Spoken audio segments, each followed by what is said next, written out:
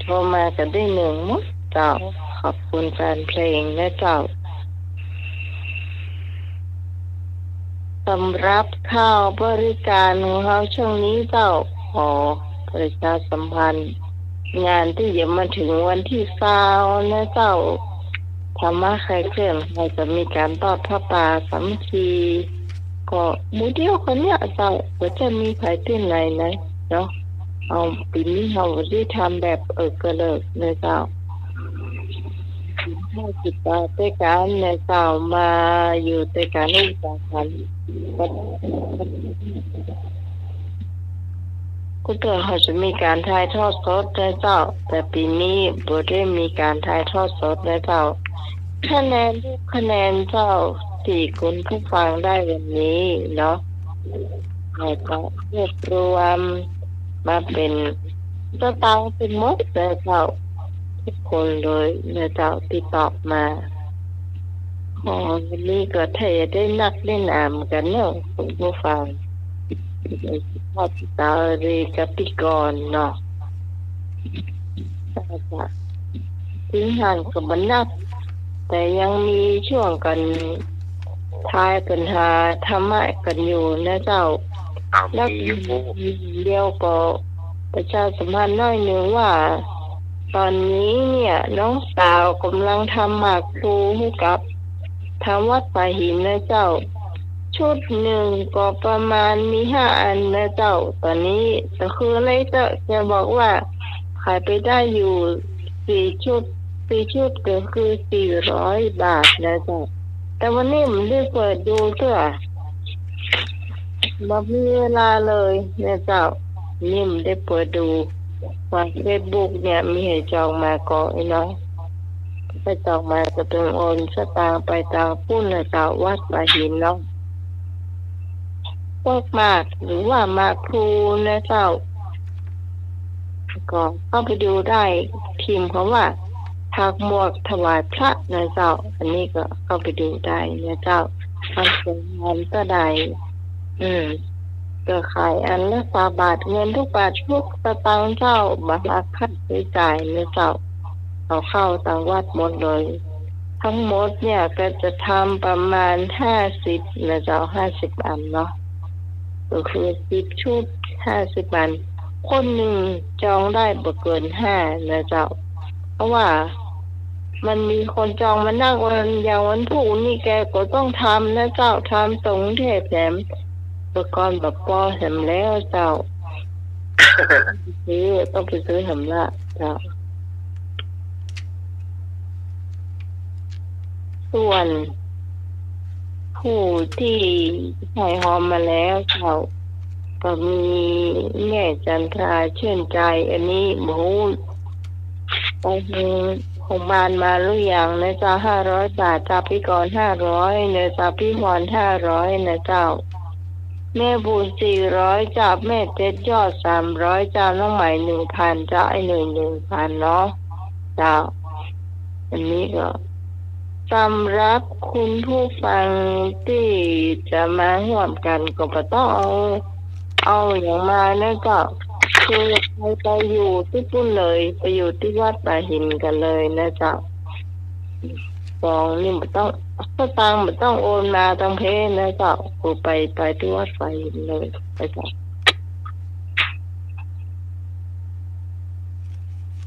ทนายอย่างพ่องก่อนวันนี้เดี๋ยวจะเข้าใจอย่างพวกเงินเน้นเล่านิทานก่อนเน้นฟังก่อนวันนี้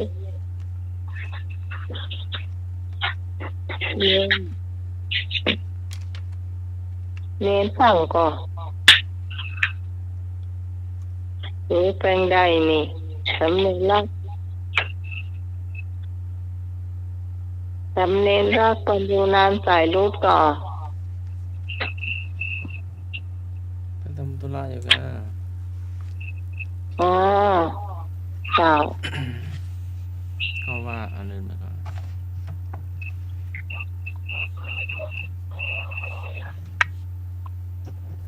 เจ้าทนายมีอย่างถ้าใครคุณผู้ฟังก็ ขอบคุณนะที่ได้ติดตามรายการแล้วก็แจ้งมาตังไลน์ตัวส่วนตัวกับนี้ได้ฟังอยู่ไง จ้ะ คนที่เคยฟังกันนี่ค่ะ จ้ะ ต้องขอบคุณครับที่ติดตาม ก็บอกว่าทนายทักไทยไปตามพระศาลหรือยัง อาจารย์ เจ้าน้องให้เบอร์โทรไปแล้วอ่ะ ครับผมครับ อืม ยังไม่ได้ทักทายจากตอนช่วงนี้ยังหมดเชียร์งานเท่าไหร่เชื่อวันนี้กับวันเข้าเหมือนกันเมื่อวัน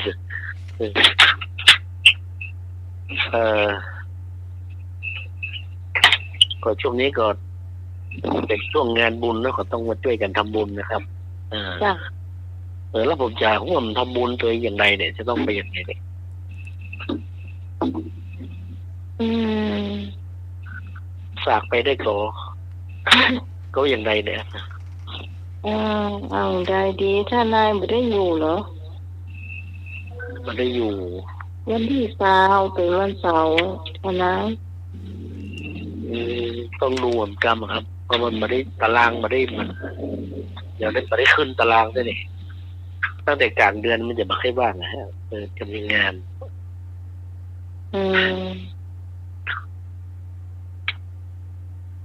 เดี๋ยวเอาว่าถ้าเดี๋ยวก่อนขึ้นหน้าทนายก็ไม่ได้เข้าผมว่า แม่น อาจจะ เดี๋ ได้ ยวจะคุยนอกรอบเดี๋ยวอ่านไม่เอาในรายการไปก่อนเป็นยังจะเป็นเสียเวลาเพื่อนครับผม เน้นฟังก็วันนี้ วันนี้ก็เสียงมันบ่ค่อยปกติวันนี้เนาะ จ้ะ ครับอันนี้นี่รู้สึกว่าเสียงบ่ค่อยดีวันนี้เดี๋ยวประชัน เสียงลมมาจอยเหรอ หา เสียงลมมาจอยเนาะ เสียงอารมณ์พจอยครับ ให้เรานิทานก่อนก็แล้วกันเนาะ ครับขออนุญาตนะครับเนอก่อนที่จะได้เล่านิทานก็งานบ้านอาตมาเนองานวัดของอาตมาภาพวัดสันเมืองตำบลหนองร่องอำเภอเวียงหนองร่องจังหวัดลำพูนจะได้มีจัดงานประเพณีส่งน้ำพระธาตุขึ้นระหว่างวันที่31มีนาคมแล้วก็1เมษายน2567จะน่ากาเชิญชวนคณะสัตยาญาติโยมแล้วก็ทีมงานธรรมะคลายเครียดเป็นรายการธรรมะคลายเครียดทุกท่านไปจะมาร่วมก่อนน้อมเจริญปอนเนอร์มันเป็นวันอาทิตย์กับวันจันทร์เนาะ31มีนาแล้วก็วันที่1อันนี้รายละเอียดก็สำหรับใครที่อยากจะร่วมสังฆทานก็รอประมาณกุมภากันเนอะประมาณกุมภาเนาะก้อยประชาสัมพันธ์ว่าใครจะรับสังฆทานหรือว่าจะรับเป็นเจ้าภาพภัตตาหารเพนอันนี้ก็ก้อยว่ากันรอให้มันใกล้ๆแถมน้อยเนาะอันนี้ก็แจ้งกับศรัทธาญาติโยมแฟนรายการธรรมะคลายเครียดของเราทุกท่านอันนี้ก็จะได้เล่านิทานให้ศรัทธาญาติโยมได้ฟังอันนี้ก็เอาอันเก่าปิกมาเล่าใหม่จำได้ว่าเคยมาเล่าอยู่เตื้อหนึ่งแล้วก็ตอนที่เริ่มเข้ารายการใหม่ๆศรัทธาญาติโยมพ่องก็จะลืมละเรื่องหนังแม้หนังควาย มันมีที่มาที่ไปจะใดหนังแม้หนังควายอาตมาภาพจะได้เล่าให้ศรัทธาญาติโยมได้ฟังอันนี้เปิ้นว่าเมินมาละสมัยก่อนๆเนี่ยสมัยสัตว์ตั้งหลายใช้ภาษามนุษย์นะสัตว์ตะกอนนี่นะใช้ภาษามนุษย์สามารถจะกำเฮาได้เปิ้นว่าสัตว์ปากได้นี่เนาะสมัยก่อนๆจะเจ้นในบ่ฮู้นะเพราะว่าสัตว์เฮาเนี่ยสัตว์ตั้งหลายเนี่ยปากได้หมดภาษามนุษย์เฮาได้สมัยก่อนนี่เปิ้นว่าหนังแม้เนี่ย มันเป็นหนังที่บางงามมีหนังที่สีดำแล้วก็บลักสักเสกส่วนหนังควายนั่นเป็นหนังที่เรียบมันงามเป็นว่าอีกหนังแม้นี่มันบางงามแต่แม้นี่ก็จ้องถ้าได้หนังควายเรื่องมันเมื่อได้จะได้หนังควายมาครองแต่ของตัวเก่าจ้องอยู่ห้านะแต่เมื่อได้ควายก็มายอมถอดหนังเสื้อแม่ก็เลยเอาบ่ด้วยเล่ก็ด้วยโกนบ่มนกับแต้ถาต้องสักตำหนึ่งละจะต้องหาทางเพื่อได้ในฤดูนั้นเป็นฤดูร้อนเป็นยามร้อนม้าก็ได้โอกาสเพราะว่าควายมันชอบน้ำควายมันชอบน้ำม้าก็เลยได้โอกาสจวนบอกว่าทุยเพื่อนรัก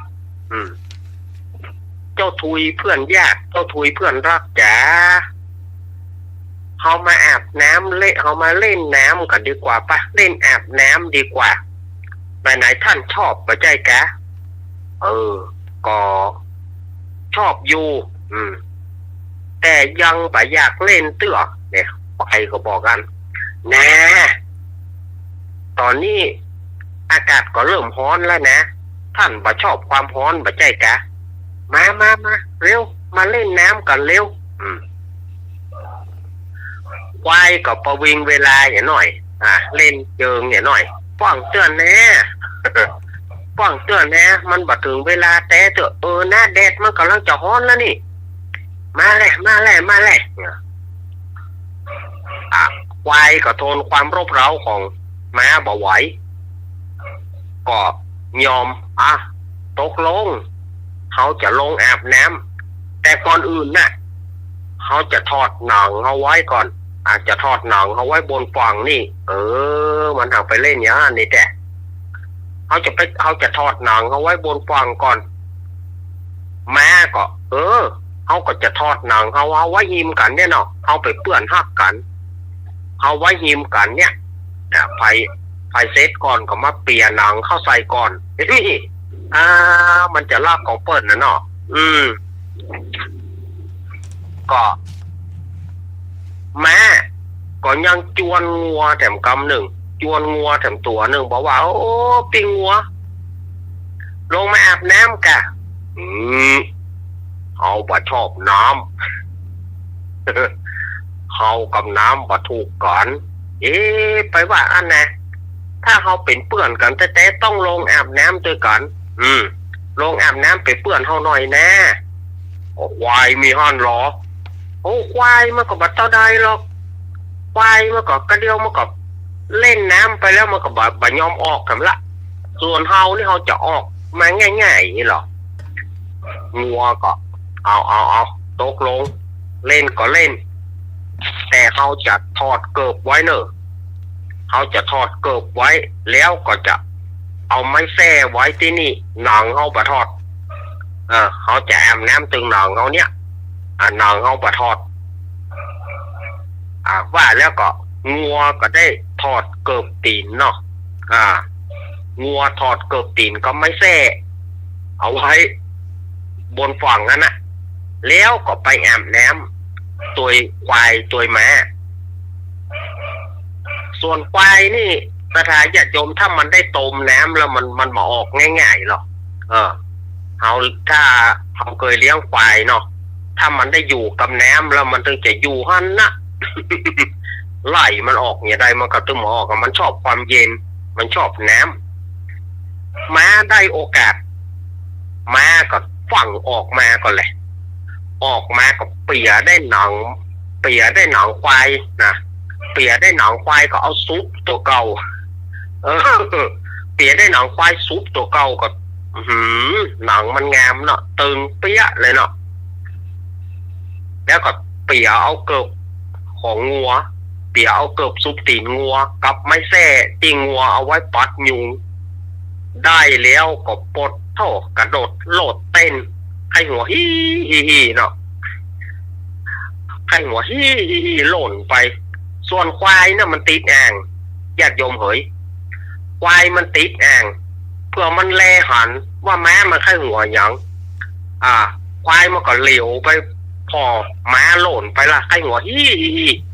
ควายมันเมาติดอ่างมามามามามาเพื่อแม้ปล่อยสุดดำเลี้ยว แม้เปิดสุดดำแล้วไข่หัวฮีฮีงัวก็ไปพอเกิบตีนก็บ่มีเอาแม่เอาไปปุ่นแล้วไม้แส้ที่เอาไว้ไล่ยูงัวก็เอาไปปุ่นแล้วแม่ก็เอาไปปุ่นแล้วเอาควายก็เมาฮะนะมางัวกับเหลียวไปเอามาม้าเปิดสุดดำเจ้าม้าเจ้าเล่นี่เนาะเนาะตั้งแต่อันควายมันก็เลยติดอ่างนะสระจัดยมควายมันติดอ่างหรอเอามันจะห้องไปตุ๊กไปยากเนาะก็มันจะห้องนี่ถ้ามันจะห้องนี่มันไม่ใช่ห้องว่าได้คำเดียวหรอกมันก้อยห้องไปก่อนว้า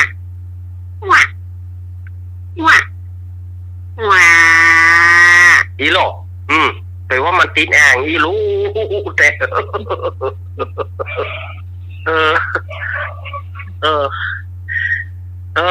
เนี่ยเนอะ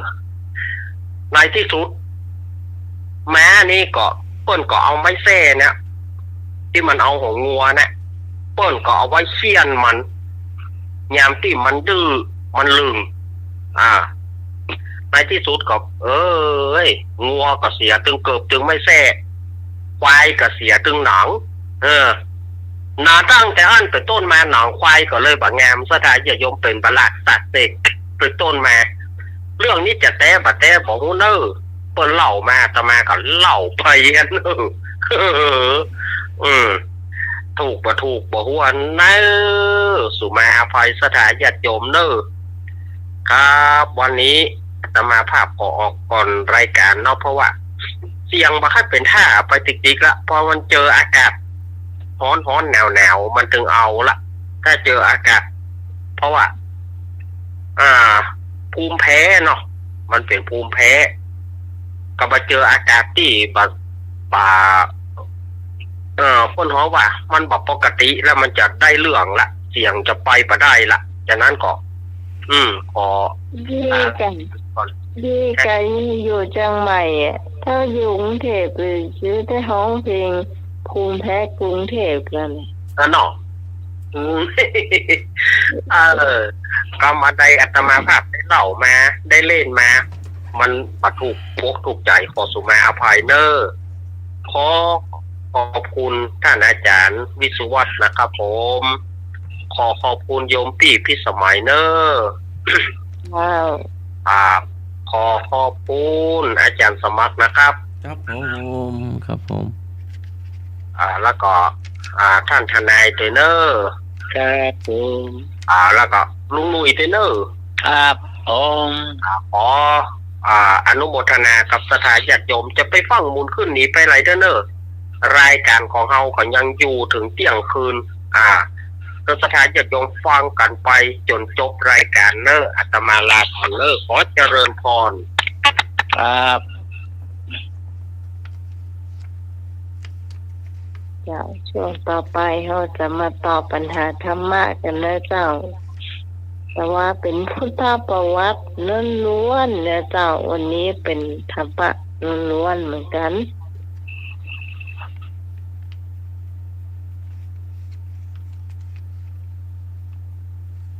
ธรรมะก็คะแนน5คะแนนเหมือนกันเจ้า5 3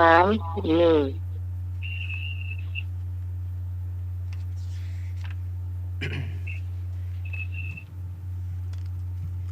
ตามเลยเนาะเจ้า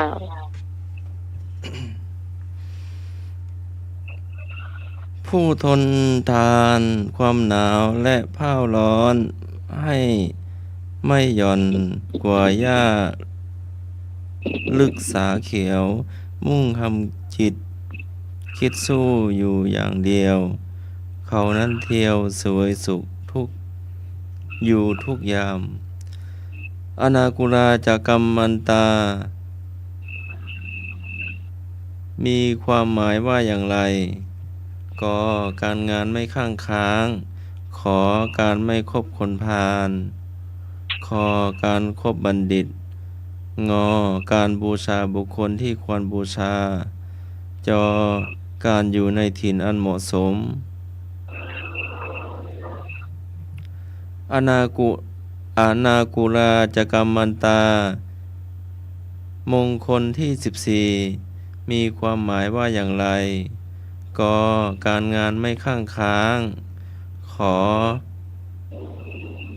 การไม่คบคนพาลคอการคบบัณฑิต งอการบูชาบุคคลที่ควรบูชา จอการอยู่ในถิ่นอันเหมาะสม อนากุราจกัมมันตามีความหมายว่าอย่างไร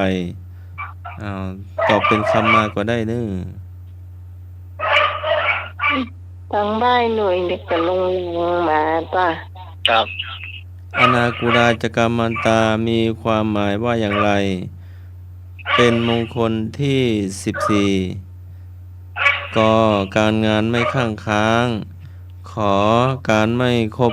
คนพาลคอการคบบัณฑิต งอการบูชาบุคคลที่ควรบูชา จออยู่ในถิ่นอันเหมาะสม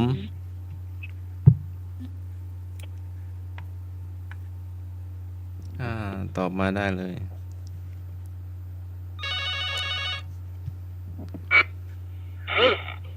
ตาพี่พร ดีกาเจ้า พี่พรตอบว่า งองูก็ขอ เขาว่ากูนะอย่างก็ การบูชาบุคคลที่ควรบูชา ตอบเป็นคำมาก็ได้ เจ้า จะไม่พรตอบอะไรอย่าง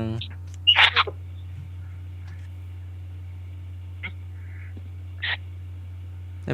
พรตอบอย่างงองูกะ เจ้าง องูนี่ การบูชาบุคคลที่ควรบูชาเนาะ เจ้าข้ออย่างดีอ่ะ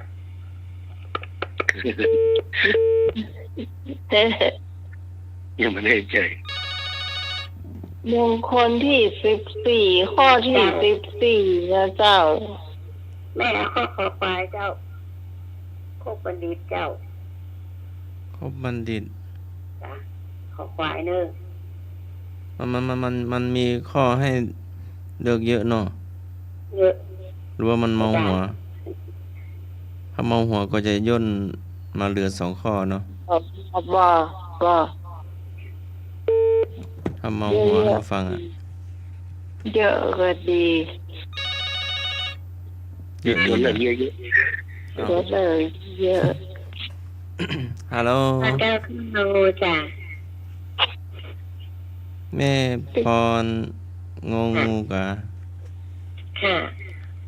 บูชาคนที่ควรบูชาค่ะ ปีกร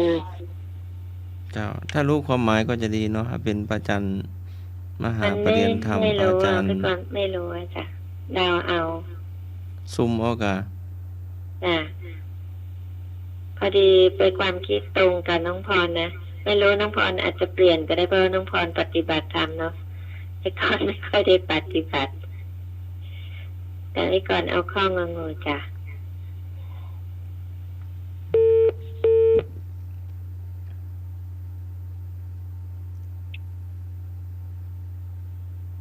พยาตอบแถม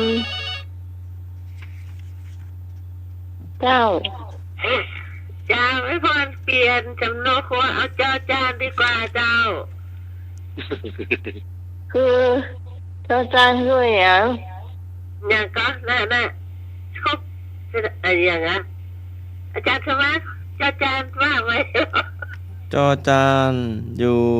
การอยู่ในถิ่นอันเหมาะสมเนาะ เจ้าเอาอันนี้ดีกว่าเจ้า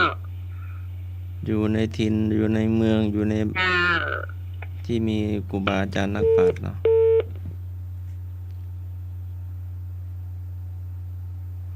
อนากุราจะกัมมันตา มีความหมายว่าอย่างไร เป็นมงคลที่14บาลีว่าอนากุราจะกัมมันตา มีความหมายว่าอย่างไร ก็การงานไม่ข้างค้าง ขอการไม่คบคนพาลขอการคบบัณฑิตก็ของอการบูชาบุคคลที่ควรบูชา จอการอยู่ในถิ่นอันเหมาะสม เจ้าต้องหมายที่เอาไก่เนอะ อันนี้แม่หยังแม่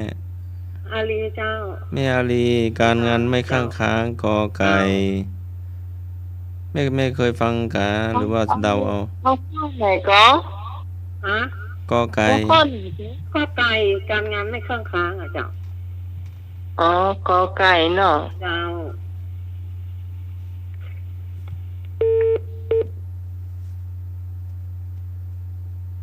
อนาปุลา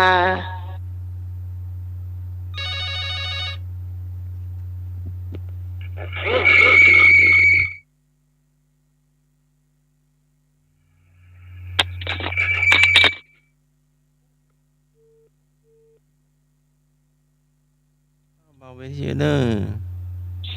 บินหน้าวิทยุเนอร์อยู่ใกล้โทรศัพท์เนาะ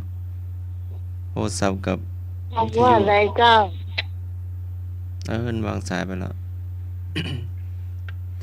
053-226-058เนาะ053-226-058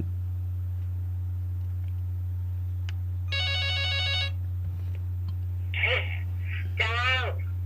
อันนี้ไม่พอตกเอาเปลี่ยนเอาการงานไม่ข้างค้างดีกว่าเอากอไก่นะเจ้ากอไก่ก็พบดีกว่าเจ้าโอ้ยคุณโนครัว3 รอบแล้วอ่ะวันนี้เปลี่ยนใหญ่วันนี้แม่ไปทำตุลุงมากะหรือว่าแม่เปลี่ยนใจเนาะ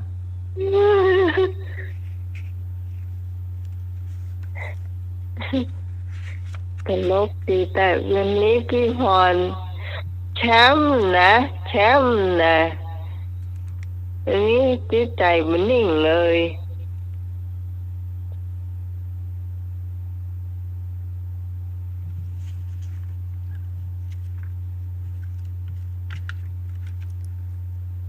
กอไก่เนาะคอควายเนาะงองูเนาะใครจะตอบแทนเนี่ยคนหนึ่งเราต้องตีความหมายคำว่าอนาปุรานี่ก่อน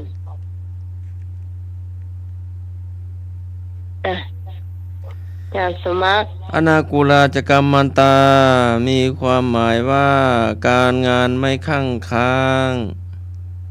อ้าวนะเจ้าหูหรือยังว่าข้อไหนถูกคำว่าการงานคือสิ่งที่ทำอุบายเครื่องเลี้ยงชีวิตคำว่าข้างค้างคำว่าอากูลหมายถึงงานที่ผู้ทำควรทำให้แล้วในวันเดียวแต่ไม่แล้วงานที่ทำนั้นเกียจคร้านทอดทิ้งปล่อยให้งานค้างมาประดังประดางานใหม่ก็มางานเก่าก็บ่แล้วจนทำไม่ไหวต้องตกค้างไปอีกวันอื่นอีก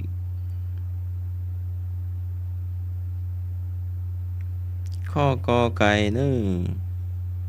การงานไม่ข้างค้าง5 คะแนนเจ้าพี่พรเจ้า3ยืนโอ้อันนี้พี่สารีฟุกเนอะเจ้าจะอยู่ในมงคล38ประการของคนดีเจ้า อันจากนี้ปกตื่นหลวงพ่อพระธรรม ไม่ โก ดี ศาจารย์ เจ้าทนายเนี่ยเสริมก็ข้อนี้ อาจารย์ทนายมีอย่างเสริมทาง ก็ กฎหมายนะ มันก็เป็นเรื่องที่ปฏิบัติอยู่เนาะคนถ้าว่าบดีเป็นดินพอกหางหมูอย่างเงี้ยที่ข้างๆนี่ก็เข้าใจเลยนะครับ เข้าใจกันอันว่าถ้ามีอย่างก็ทำเพื่อแล้วมันงานตรงหน้าก็ยังมีติ๊กๆเหมือนทนายความเนี่ยเราทำงานต่างๆถ้ามีคดีความนี่อย่างมาก็ต้องทำเพราะข้างหน้าเราต้องทำเลยจะนักให้มันเสร็จเป็นเรื่องทุกอย่างเราจะทำให้ชีวิตเอาไปข้างหน้าติดๆครับเจริญรุ่งเรืองนะครับ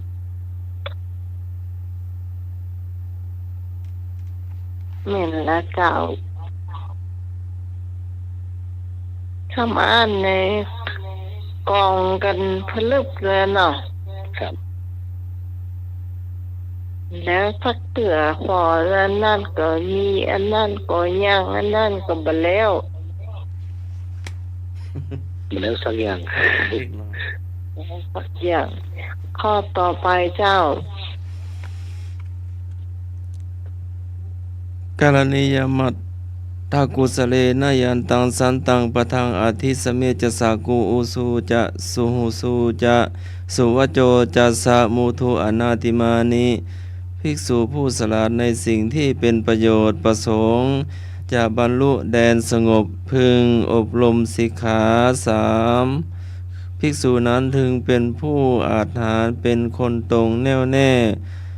ว่าง่ายอ่อนโยนไม่ถือตัวสันตุสโกจะสุภโรจะอปกิจโจจะสันละหุกวติสันตินหริโยจะนิปโกจะอัปปคัพโภกุเลสาวนะนุขิตโทภิกษุเป็นผู้สันโดษเลี้ยงง่ายมีกิจธุระน้อยดำเนินชีวิตเรียบง่ายมีอินทรีย์สงบมีปัญญารักษาตนมีการสำรวมกายวาจาใจไม่พัวพันกับสกุลทั้งหลาย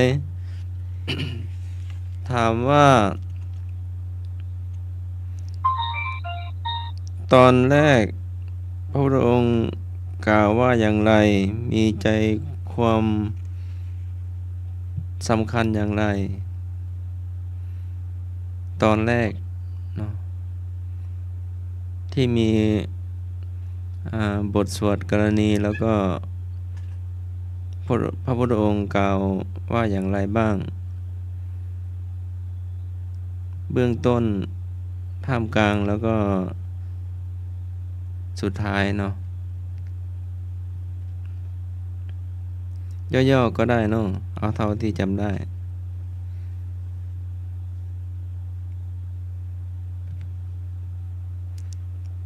ที่สวดไปตะกี้ก็มี2 ตอนเนาะมีคำแปลตัวเนาะอยากทราบว่าพระองค์ใจความสำคัญอย่างพ้องแก่พระสงฆ์ เจ้าด้วยความจะตอบว่าภิกษุว่าง่ายสอนง่ายและอยู่ว่าง่ายสอนง่ายอยู่ในสถานที่ที่เรียบง่ายเจ้า ชิมปรี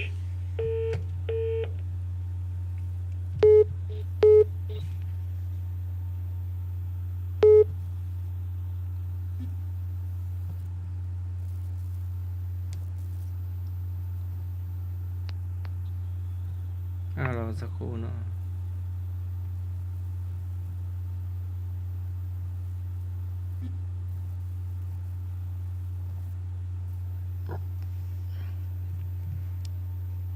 เอารวมกันก็ได้เนาะ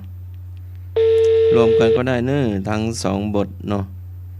มีความหมายว่าอย่างไรพระพุทธองค์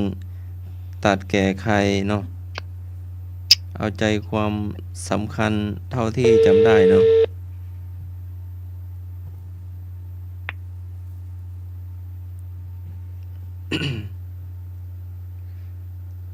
ท ท่านใดได้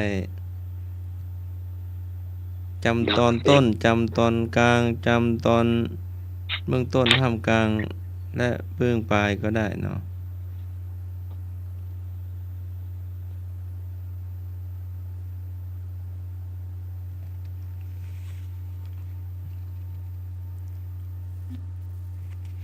ฮัลโหล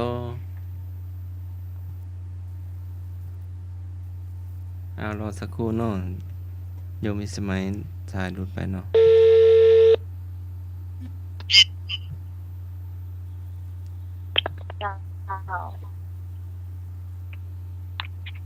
ไม่มีสัญญาณที่ต้อง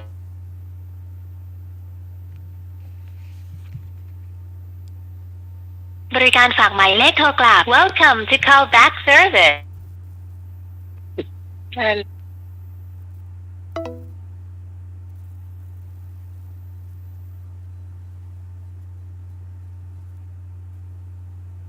รอสักครู่เนาะสายหลุดไปเนาะ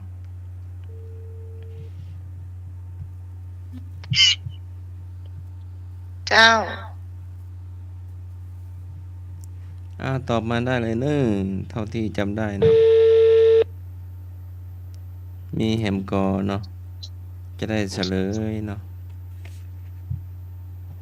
ลุงหน่วยสายบ่ติดเนอะ แบบนั่นนะอาจจะพักละ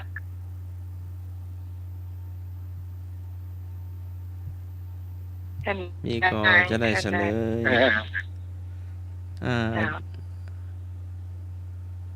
อาจารย์ทนายก็ตอบได้เนอะ โอ้ยังมาได้เรียนมาเลยบรรลุ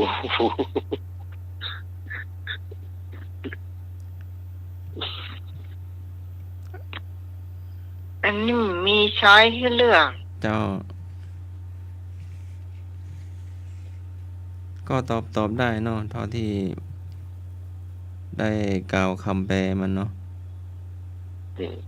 ตะกี้เป็นบทกรณีเนาะ ถ้าจะสวดจบก็นานอยู่นะประมาณ3 หน้าเนาะก็เลยย่อเอาบางตอนเนาะถ้าไม่มีก็จะได้เฉลยเนาะภิกษุผู้ฉลาดในสิ่งที่เป็นประโยชน์ประสงค์บรรลุแดนสงบพึงอบรมสิกขา3ภิกษุนั้นพึงเป็นผู้อาจหารเป็นคนตรงแน่วแน่ว่าง่ายและอ่อนโยนไม่ถือตัวถือตนถึงเป็นผู้สันโดษเลี้ยงง่ายมีธุระน้อยดำเนินชีวิตเรียบง่ายมีอินทรีย์สงบมีปัญญารักษาตนมีการสำรวมกายวาจาใจไม่พัวพันกับสกุลทั้งหลายเนาะพี่กรณ์ก็ตอบว่ามีเป็นผู้ว่าง่ายเนาะเป็นผู้ว่าง่ายสอนง่าย พี่พรไม่ได้ตอบแบบนี้นี่ เอาเท่าที่จำได้นะท่านมักจำได้ ไม่ได้ตอบแบบนี้ แม่พรโทรมาตอบหน่อยเนาะตะกี้ว่าจะได้ ไม่ตอบแบบนี้น้องฟังแล้ว ตอบว่าจะได้แม่พร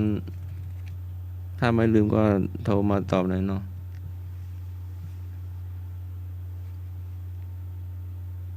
ก็มีผู้รู้ก็บอกหลายข้ออยู่เนาะ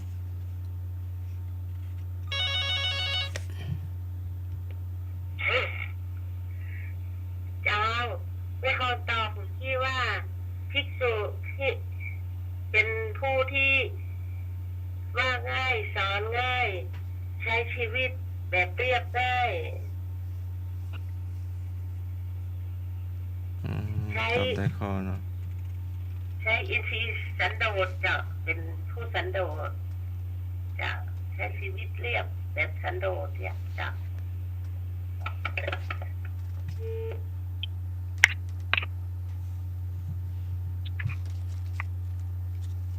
ทนายว่าใด ถือว่าเป็นสันโดษแล้วกันเนาะ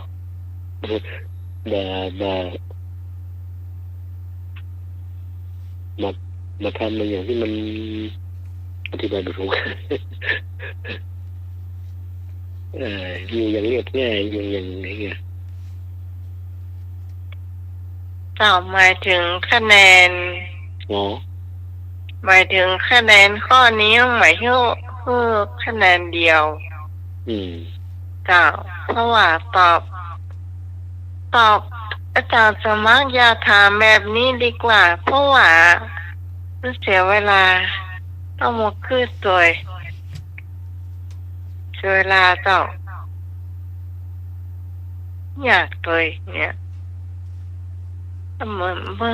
มันบัดได้เหื่อโอกาสได้เลือก มันก็มีหลากหลายเนาะเอาแบบเลือกก็ได้เนาะศีลข้อ2บัญญัติขึ้นเพื่อมุ่งเน้นมีความปลอดภัยในเรื่องใด ก็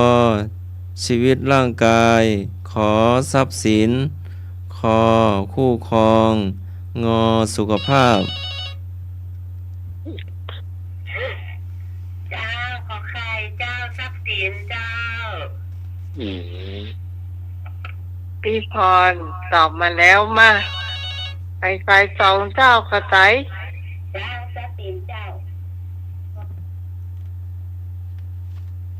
แม่บุญ ว่าสายไม่บุญขอโทษนะสายมาเรื่อยๆเนอะ พี่กรณ์ก่อนจะตอบข้อขอไข่จ้าทรัพย์สินจ้า ตะกี้ยากไปกันไหม แก้แปลว่าอันจำไม่ได้จำได้เหมือนน้องพรนะจ๊ะ จำเอาน้อยๆกะเนาะ มันมาได้มันยากเกินไป มัน ยากเกินไป เห็นนั้นผ่านแล้วเรา ต ฟั อง บ แล้วแบบว่ามัน อ ผ่า ย่าง น น้อยเดียวมันก็บ่เข้าใจ จ้ะอย่างน้ำใหม่พูดจ้ะ มีตั้งหลายข้อเนาะ4-5ข้อจำอันไหนได้ศีลข้อ2บัญญัติขึ้นเพื่อมุ่งเน้นมีความปลอดภัยในเรื่องใด เจ้า สายที่ ขอไปเจ้าทรัพย์สินเจ้า พิสารี อืม 4พี่อาลีไป เลือกง่ายดีเนาะตอบว่าทรัพย์สินก็ได้เนาะจะได้คุ้น คุ้นกับปากเนาะ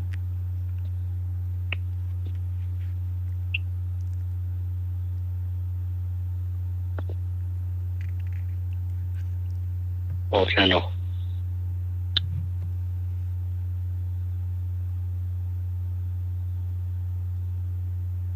เป็นเรื่องมาตอบตา มีแหมก็ไม่มีจะได้เฉลยศีลข้อ2บัญญัติขึ้นเพื่อมุ่งเน้นถึงความปลอดภัยในเรื่อง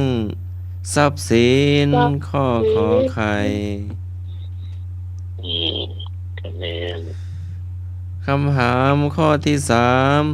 3ขายของออนไลน์แต่ส่งของไม่ตรงปกเป็นโจรกรรมประเภทใด กปลอม ขอลวง ขอลัก งอปล้น ขายของออนไลน์แต่ส่งของไม่ตรงปกเป็นโจรกรรมประเภทใด กปลอม ขอลวง ขอลัก งอปล้น วิชาเบญจศีลเบญจธรรมวินัย เจ้าพี่พรตอบกอไก่ก็ว่าเจ้าของปลอม อืม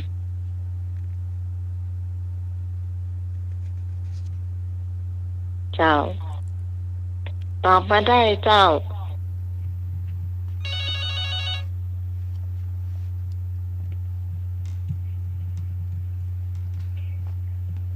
พี่กรณ์ตอบข้อขอไข่จ้ะเรื่องจ้ะ เจ้าเอาละมีความเห็นแตกต่างแล้วเจ้า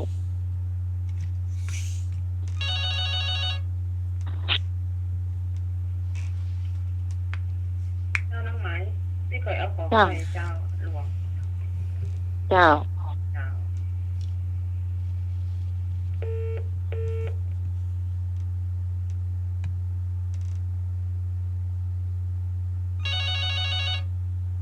อันนี้ทนายได้วิเคราะห์แน่ข้อนี้ แม่น ก็ขอถ่ายเจ้าลวงอ่ะ โอ้ยอย่ามาโต้ยกันลุ่มๆเนี่ยนะตา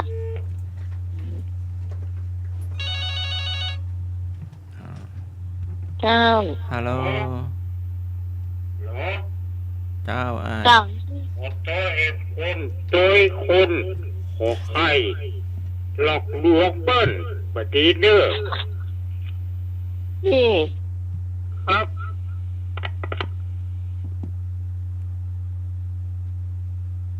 หลอกลวงเปิ้นบ่ดีเนอะ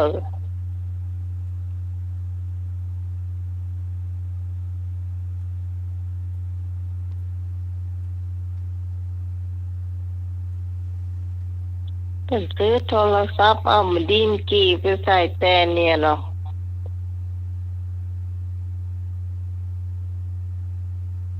เฉลยเจ้าเด้อเฮ้อทนายอู้เจ้า สินข้อ 2 บัญญัติขึ้น เอาไม่ใช่เนาะ ขายของออนไลน์ แต่ส่งของไม่ตรงปก เป็นโจรกรรมประเภทลวง เอาละเจ้าพี่สาว เดี๋ยวก่อนใครตอบข้อสอบข้อขอไข่ตะเกียมาก่อนล่ะ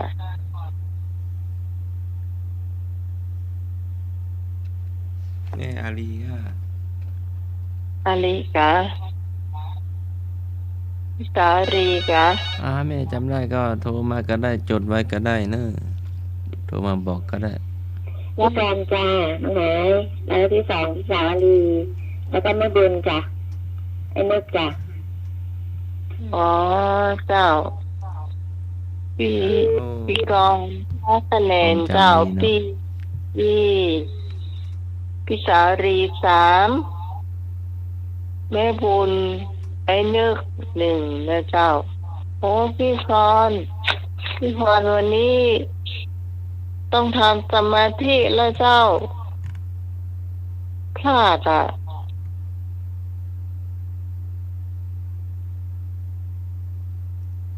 เป็นให้ต่อรองไว้ก่อนก็ ต่อไว้ก่อน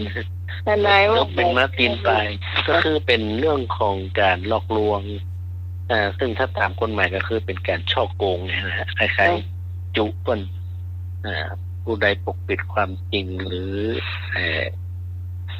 ทำอะไรอย่างว่าเกี่ยวกับเรื่องของความเป็นเท็จกับเพื่อนเนี่ยมันมาตรงเนาะมันมาตรงของมาตรงโป๊กเอาภาษาใช้นะฮะก็มีความผิดตรงนี้ แต่ถ้ามันเป็นเรื่องของการหลอกลวงธรรมดากับเจ้าบ้านกับเจ้าบ้านโดยตรงมันก็เป็นช่อโกงธรรมดา แต่ถ้ามันทำเป็นการออนไลน์ไปนี่มันเข้ากับช่อโกงประชาชน เป็นความผิดยอมความมาได้ ถ้ายอมความมาได้นี่มันมีโทษถึงถึง5 ปีไป แต่ถ้าเป็นหลอกลวงธรรมดามัน3 ปี แต่ถ้าเป็นแบบออนไลน์อย่างอาจารย์ว่ามาตอนนั้นนะครับ ก็คือโทษมันสูงขึ้นครับ เจ้าย อมความไม่ได้ แม้จะตกลงกัน แต่ก็ต้องถือว่าคนอื่นก็เสียหายด้วยไง เจ้า ครับสั้นๆครับ เพราะฉะนั้นก็ต้องทำมันอย่างด้วยความบริสุทธิ์ใจทำมันตรงๆแล้วก็จะค้าขายเจริญ ถ้าทำนี้กับเตือนเดียวจอด เขากะสมัยนี้มันเป็นออนไลน์เขากะเอาเที่ยวเดียวตรงนี้ไงเขาได้เที่ยวเดียวมันทั่วประเทศทั่วโลกอย่างไรที่เขาทำแล้วคนสั่งไปนักมันได้คุ้มของเขา มันเป็นเรื่องที่แบบบางควรอ่ะ เจ้า ครับ อย่างละอ่อนที่ตรงข่าวนอนที่ซื้อโทรศัพท์แล้วก็ได้โทรศัพท์พอดีหรือว่าได้ของอย่างอื่นไปแต่เนี่ยเนาะ ใช่ ถึงรับค่าต่อก้าวตาย นั่นแหละ นี่ว่าคุ้มเลยเนาะ โอ้บาปขนาดเลยนะเครียดนะเนาะ แย่สังคมทุกวันนี้เป็นอย่างนี้ครับต้อง อย่างน้อยก็คนที่จะซื้อของออนไลน์อย่างต้องระมัดระวังต้องดูว่ามันชัวร์ มันแน่นอนก่อนตรงนั้นดีกว่า ต้องเช็คก่อนเนาะ ใช่ครับ เช็คก่อนว่าบริษัทนี้มีก็ ไปดูที่ร้านเนาะก็แล้ว ขนาด แต่ ขนาดทนายยังโดนเหมือนกันเนี่ยเขาเมื่อก่อนนี่ไปซื้อแบบป้ายอย่างเงี้ยที่เขาโฆษณาที่ใน YouTube ไปเนาะแล้วมันก็มีโฆษณาติดเลยโอ้โหปุ๊บตั้งยังมายังให้ได้เครื่องปั่นกาแฟเครื่องกาแฟเป็นเครื่องปั่นนี่ไงไอ้ยังกระหมูถูกกว่าเอาซื้อเครื่องกาแฟมันแพงกว่าหลายพันเอาเครื่องถูกมาเลยอ่ะโอ้แย่ มันเป็นเครื่องกาแฟเหมือนกันกะหรือว่ามัน มันเป็นเครื่องปั่นทำขนมมันไม่ใช่วัตถุประสงค์ของเรา อ๋อเครื่อง เอาเม็ดกาแฟมันเหมือนครับมันเป็นเครื่องชงกาแฟฮะมัน เจ้า จากเยอรมันอย่างเงี้ยคล้ายๆนั่นแหละ ดีนี่เสียเวลาไปซื้อมันดี ไป กว่า ซื้อร้านเลยครับจบเลย อ๋อ ถ้าเสียเขายังซ่อมได้แล้วมันปุ๊บพอส่งผิดปุ๊บมันมีเบอร์โทรศัพท์ไงพอโทรเข้าไปปุ๊บมันโทรติดครั้งแรกพอหลังจากส่งเข้าแล้วเราปุ๊บเนี่ยเขาว่าเขาต่อว่าปุ๊บแผ่นเครื่องนี้มันปิดเราเลย ติดตามมาได้เลย ไปหาตำรวจก็บอกว่าต้องเอาตรงนี้มาติดต่อคือก็เต้ามาเดียวก็ตึงมาได้ เจ้า แต่มันก็คือต้องช่วยตัวเราต้องระมัดระวังซื้อของถ้ามันราคาสูงก็ไปซื้อแถวห้างดีกว่า มันจะโดนหลอกลวงครับ ครับจะเสียความรู้สึกเลย เจ้า เสียเงินเสียความรู้สึกหลายอย่าง ข้อต่อไปเจ้า วิชาเบญจศีลเบญจธรรมวินัย ข้อที่ห้าข้อใดเป็นการประกอบอาชีพทุจริตที่เกิดจากทรัพย์สินของตนก็เลี่ยงภาษี ขอบุกลุกป่า ขอรับสินบน งอเก็บสวย ถามว่าข้อใดเป็นการประกอบอาชีพทุจริตที่เกิดจากทรัพย์ของตนก็เลี่ยงภาษี ขอบุกลุกป่า ขอรับสินบน งอเก็บสวย นี่นะเจ้าอันนี้ ประกอบอาชีพทุจริตเนาะ เจ้า เป็นพี่แดงจ้าพี่แดงแบบข้อกไก่จ้ะเรื่องภาษีจ้ะ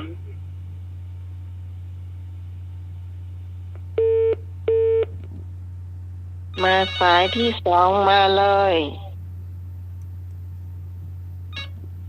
เรื่องภาษีเนอะก็ไก่ เจ้า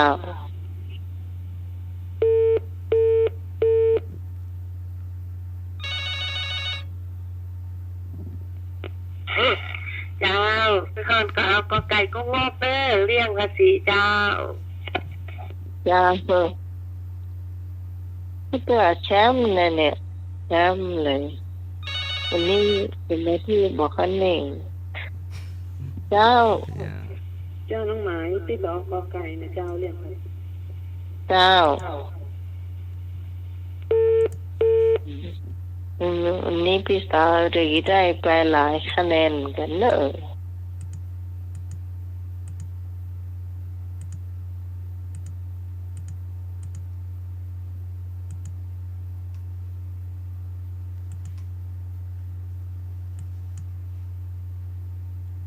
มีเข็มกอดที่ตอบเจ้าไอ้นึกเปิดตอบการข้อนี้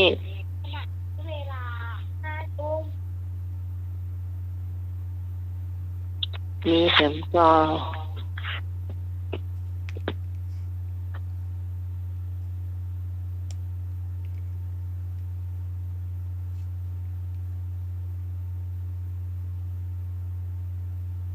ถ้ามามีจะได้เฉลยนะเจ้า ข้อใดเป็นการประกอบอาชีพทุจริต ที่เกิดจากทรัพย์สินของตน ตอบเลี่ยงภาษีข้อกอไก่ เจ้า เป็น ปี อะไร ก่อ เลี่ยง น ภาษี เจ้าปีก่อนได้5 คะแนนเจ้า โอ้ แล้วก็พี่แม่บุญได้3 แล้วก็พี่พรเนาะ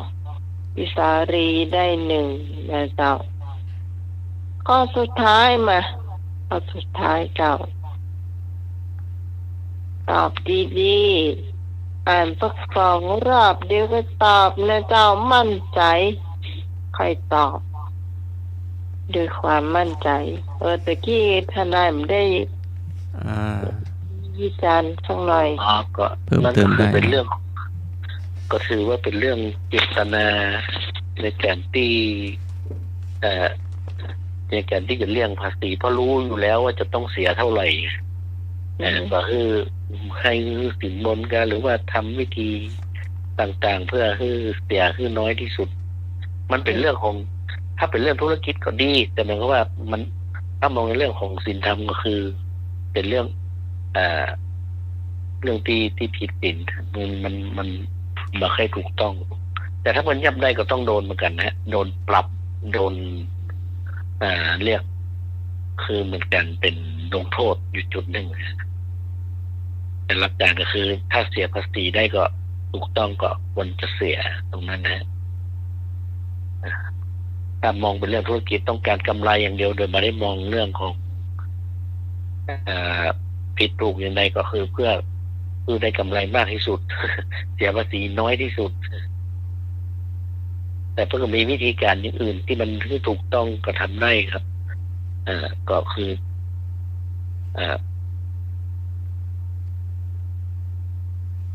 มันก็มีวิธีการในเรื่องธุรกิจที่ว่าการเสียภาษีโดยบัตรเป็นการเลี่ยงนะครับแต่หมายความว่าการทำคือธุรกิจนั้นน้อยลงแล้วก็แยกธุรกิจเหมือนกันบริษัทมีบริษัทอย่างบริษัทเอาง่ายๆเหมือนกับที่เขาใช้โทรศัพท์ AIS ที่เมื่อก่อนที่ว่ากันเนี่ยสมมติว่าโทรศัพท์ถ้าเป็นได้เป็นพันล้านหมื่นล้านแล้วแต่นักพอยิ่งนักปุ๊บภาษีนี่มันเสียเป็นอัตราก้าวหน้าถ้าเป็นในมือด้านทำธุรกิจด้านการค้ามันนี้เขาจะคือบริษัทก็เลยเป็นต้องเป็นบริษัทลูกขึ้นมาเพราะว่าถ้าได้รับเงินก้อนใหญ่คือทั้งผลิตทั้งจำหน่ายทั้งทำบริการมันรวมกันหมดแต่เขาเลยต้องแยกเป็นว่าบริษัทผลิตอันหนึ่งบริษัทจำหน่ายอันหนึ่งบริษัทบริการอันหนึ่งทีแรกถ้ามันรวมกันจะได้สัก 3,000 ล้านสมมตินี่นะฮะมันก็เลยแค่คนละ1,000 ล้านไงบริษัทก็ขอ5,000 ล้านถ้า 3,000 ล้านเนี่ยสมมติว่าเสียภาษีมันจะเป็นอัตราก้าวหน้าจะอันนี้แบบประเมินคร่าวๆมาได้เห็นภาพถ้าสมมติว่าปุ๊บเนี่ยถ้า3 บริษัทได้สมมติว่า3,000 ล้าน333เอาเลข3ว่า90มันออก30 ก็จะเสียภาษีประมาณสัก70%นะสมมติเองนะฮะสมมตินะฮะแต่ถ้าแยกไปแล้วเนี่ยถ้าเป็นบริษัทเดียวเนี่ยบริษัทหนึ่งอาจจะเสียสัก15จะหรือก็ไอ้ลักแหนมันก็มาถึงละมันจะลดไปเหลือ50เหลือว่า40แล้วแต่อันนี้คือเป็นเรื่องของธุรกิจตรงนี้แต่มันเป็นการเลี่ยงกฎหมายก่อนมันก็เป็นวิธีการนึงแต่มันก็ที่เขาว่าเลี่ยงโดยชอบด้วยกฎหมายอ๋อ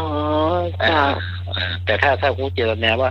อันนี้มันผิดแน่นอนเหมือนเสียภาษีที่ดินเนี่ยปุ๊บเนี่ยคุณซื้อขายกันคนมันเคยถูกแล้วนะซื้อขายกัน3 ล้านแต่ราคาประเมินประมาณ2 ล้านถ้าซื้อขาย3 ล้านไปบอกพวกเราซื้อขาย2 ล้านอันนี้คือเลี่ยงละถ้าเป็นหูทีหลังมันก็เรียกเก็บเอาย้อนหลังนี่แสดงว่าเลี่ยงภาษี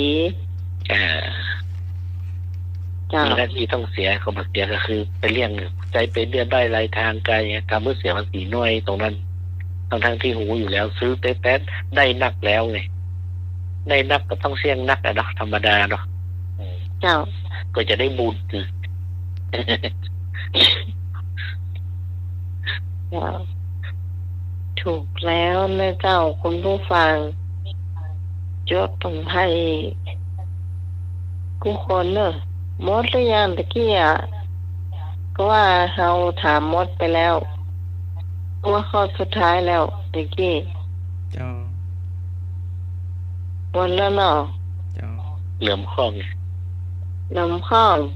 อ๋อลำข้อง เพราะว่าผมต้องมาตอบตรงนี้ตีเหลื่อมข้อเนี่ย เตรียมข้าวสุดท้ายนะเจ้าเย็นนำรวมกันเลยเนอะก็รวมคะแนนตัวเนอะเสร็จแล้วก็จะได้มาบอกเจ้าการสมัครถามเลย การกระทำใดผิดศีลข้อหนึ่งก็ทำแท้ง ขอลักทรัพย์ ขอเสพยาบ้างอค้ากาม วิชาเบญจศีลเบญจธรรมวินัยถามว่ากระทำใดการกระทำใดผิดศีลข้อหนึ่ง เจ้าเมื่อก่อนตอบก็ไก่ก็พวกทำแท้งเจ้า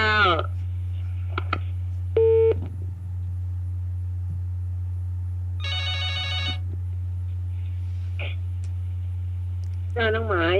ที่เกาะก็ไก่นะเจ้าทำแท้งเจ้าง อพิสารี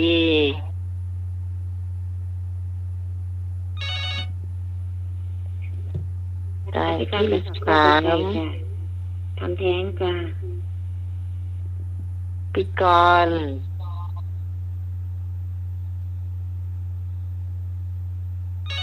ข้อสุดท้ายเลยเจ้าข้อสุดท้าย ก็กอไก่เด้อทำแท้งเด้อ เจ้าเมื่อบุญ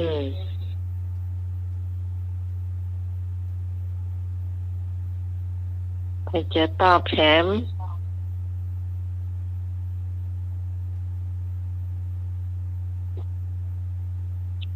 ก็ยอมมันตอบเลยต้า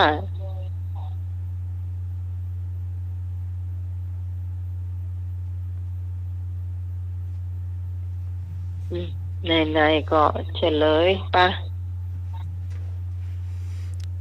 การกระทำผิดศีลข้อหนึ่งคือทำแท้ง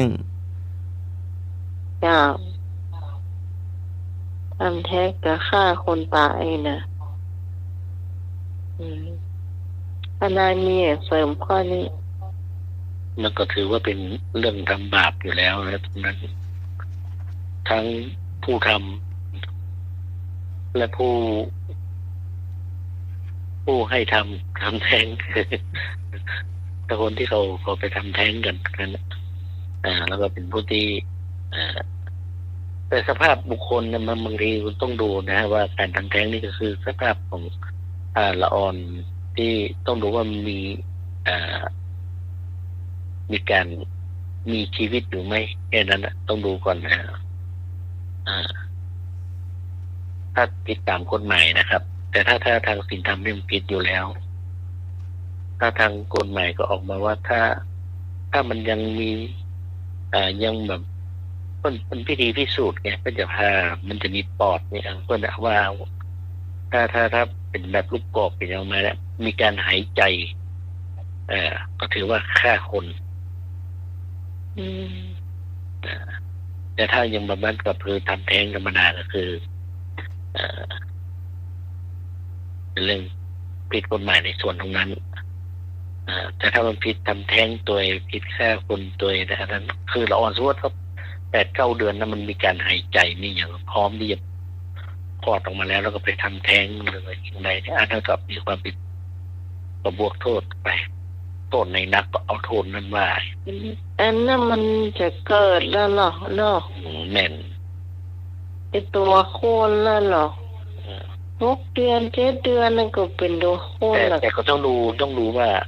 มันมีการหายใจแล้วยังตรงนั้นนะเพราะว่ามันต้องเอาปอดเนี่ยไปแช่น้ำว่ามันลอยก่อนถ้ามันมีฟองอากาศหรือว่ามีการหายใจ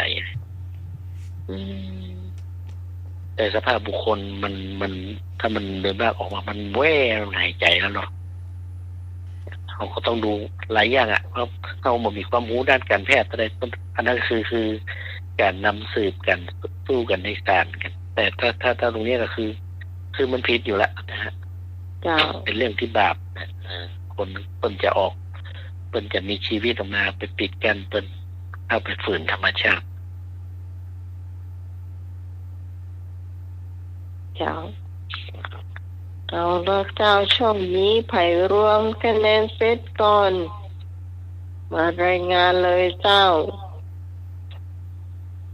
วันเนี้ยจะโหไผ่ทิ้งห่างรวมเซตก่อนมาเลย จ้าของพี่กรณ์จ้าเพลงได้จ้า4ธรรมะได้13รวมเป็น37ของเดิมมี160รวมกันได้197จ้ะ โอ้เกือบ200แล้ว 197 197 ตอนที่การจดไว้ตัวพี่พรจดไว้ตัวเนอะ197เนอะของพี่กรณ์กมล197เด้อเจ้า ดูของพี่สาวลีแล้วได้200สายนะประมาณ จะเป็นอย่างนั้นว่าเพลงของพี่สาวรีได้นักเนาะเจ้า ที่ของแม่เด้อ เจ้า เพลงแม่ได้13ธรรมะได้เห็น8เจ้าแล้วก็พวกกัน2อัน3อันต่อ135เอามาบวกกันเป็น156เด้อ 156เจ้าแม่บุญเจ้าพี่พรของแม่บุญได้156เลยเจ้า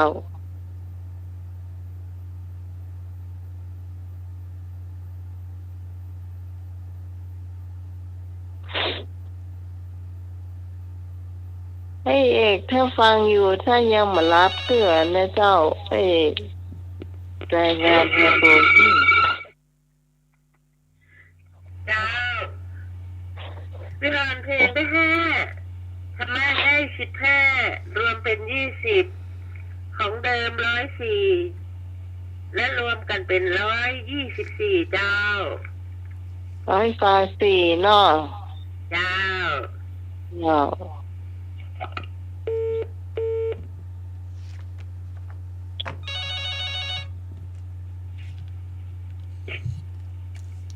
เก้า เจ้าน้องหมายเพลงที่ได้41เนาะแล้วก็ธรรมะได้13รวมเป็น54ของเดิม160เดี๋ยววันนี้ธรรมะได้เท่าไหร่ 13 13เจ้าเพลงได้41 54 รวมแล้ว รวมกัน54เนาะแล้วก็อันเดิม160รวมเป็น214เจ้า ปอดพอ214แชมป์เจ้าเอาละเจ้าแชมป์แห่งปี3 ปีซ้อนเจ้าพิสารีบ่เคยมีไผล้มได้เนอะคนนี้นะ เช่นมือเปิบเลยเนาะกดมือถือจนบ่เปิบนิ้วบ่เปิบ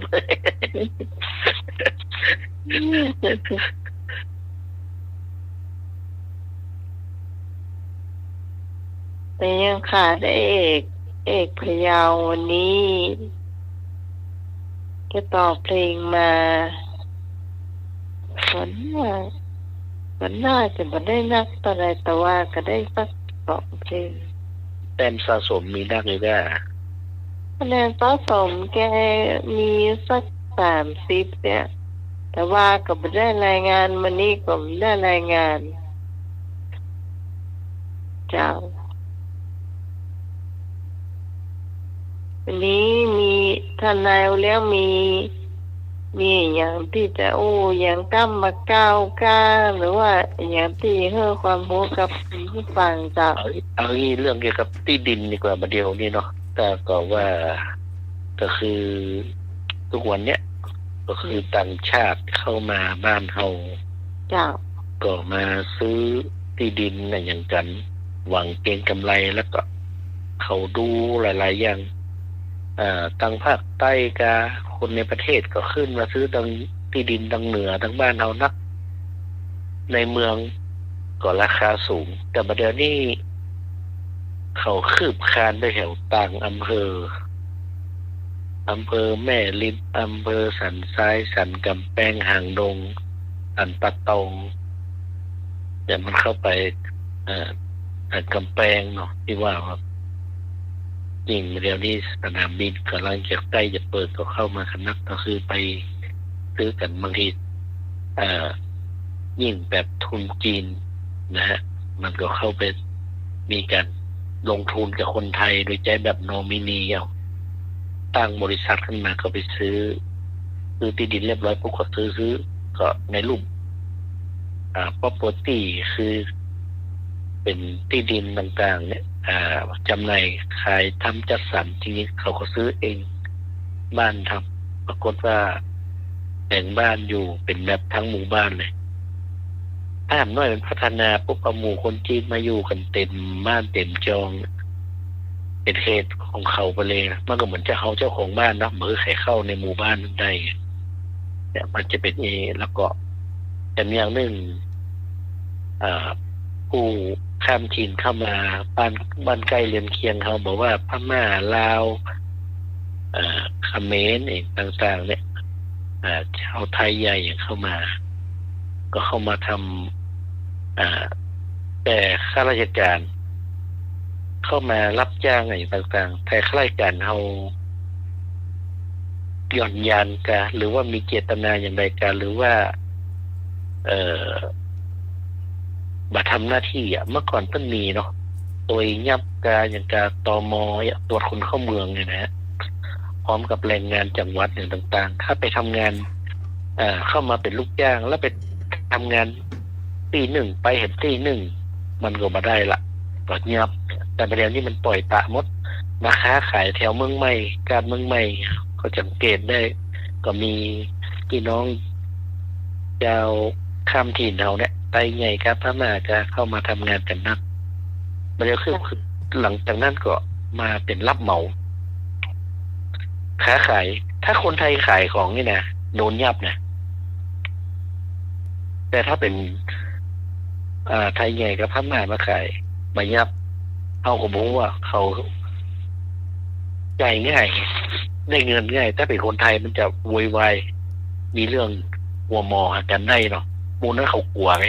1 ใบมีก็เอาก็บอกว่ามูลนี้เข้ามาปุ๊บเนี่ยจะมามีใบแบบเข้ามาปุ๊บบ้านหลังหนึ่งมาเจ้าบ้านหลังหนึ่งแต่ปรากฏว่าปามาปุ๊บปาพี่ปาน้องอย่างมาแอบเข้ามาอยู่กันบ้านหลังเดียวเจ้า2 คนไปมามีเบ็ดซิบแล้วก็ไปขายครัวขายของกันจนบางคนเนี่ยเขามารับเหมามีสตางค์ซื้อรถใหม่โตโยต้าฟอร์ดการอย่างในการรถบรรทุกเลยทำแล้วเขาขยันรับเหมาก่อสร้างการอย่างในการแต่งบ้านเป็นหลังซึ่งวันนั้นก็ไปตึกมาในส่วนหนึ่งก็พอหัวของ3 เจ้าอย่างเจ้าบ้านมีที่ดินแถววันบ้านคุณพิสมัยนั้นนะไม่ริมเนี่ยมีที่เป็นที่นาที่มีอยู่เท่าไหร่มีอยู่5 ให้ขอแบ่งซื้อสักให้หนึ่งได้ก็ไปแบ่งก็ให้หนึ่งก็ได้สมมติให้5 ล้านหรือว่า3 ล้านหรือว่ากันไปจ่ายเงินมาจำกันเนอร์จ่ายให้ก่อน100,000-200,000เขาก็เอาตีหนึ่งให้ไงมาแบ่งซอยกันมาแต่งบ้านแต่เขายังมาโอนด้วยนะ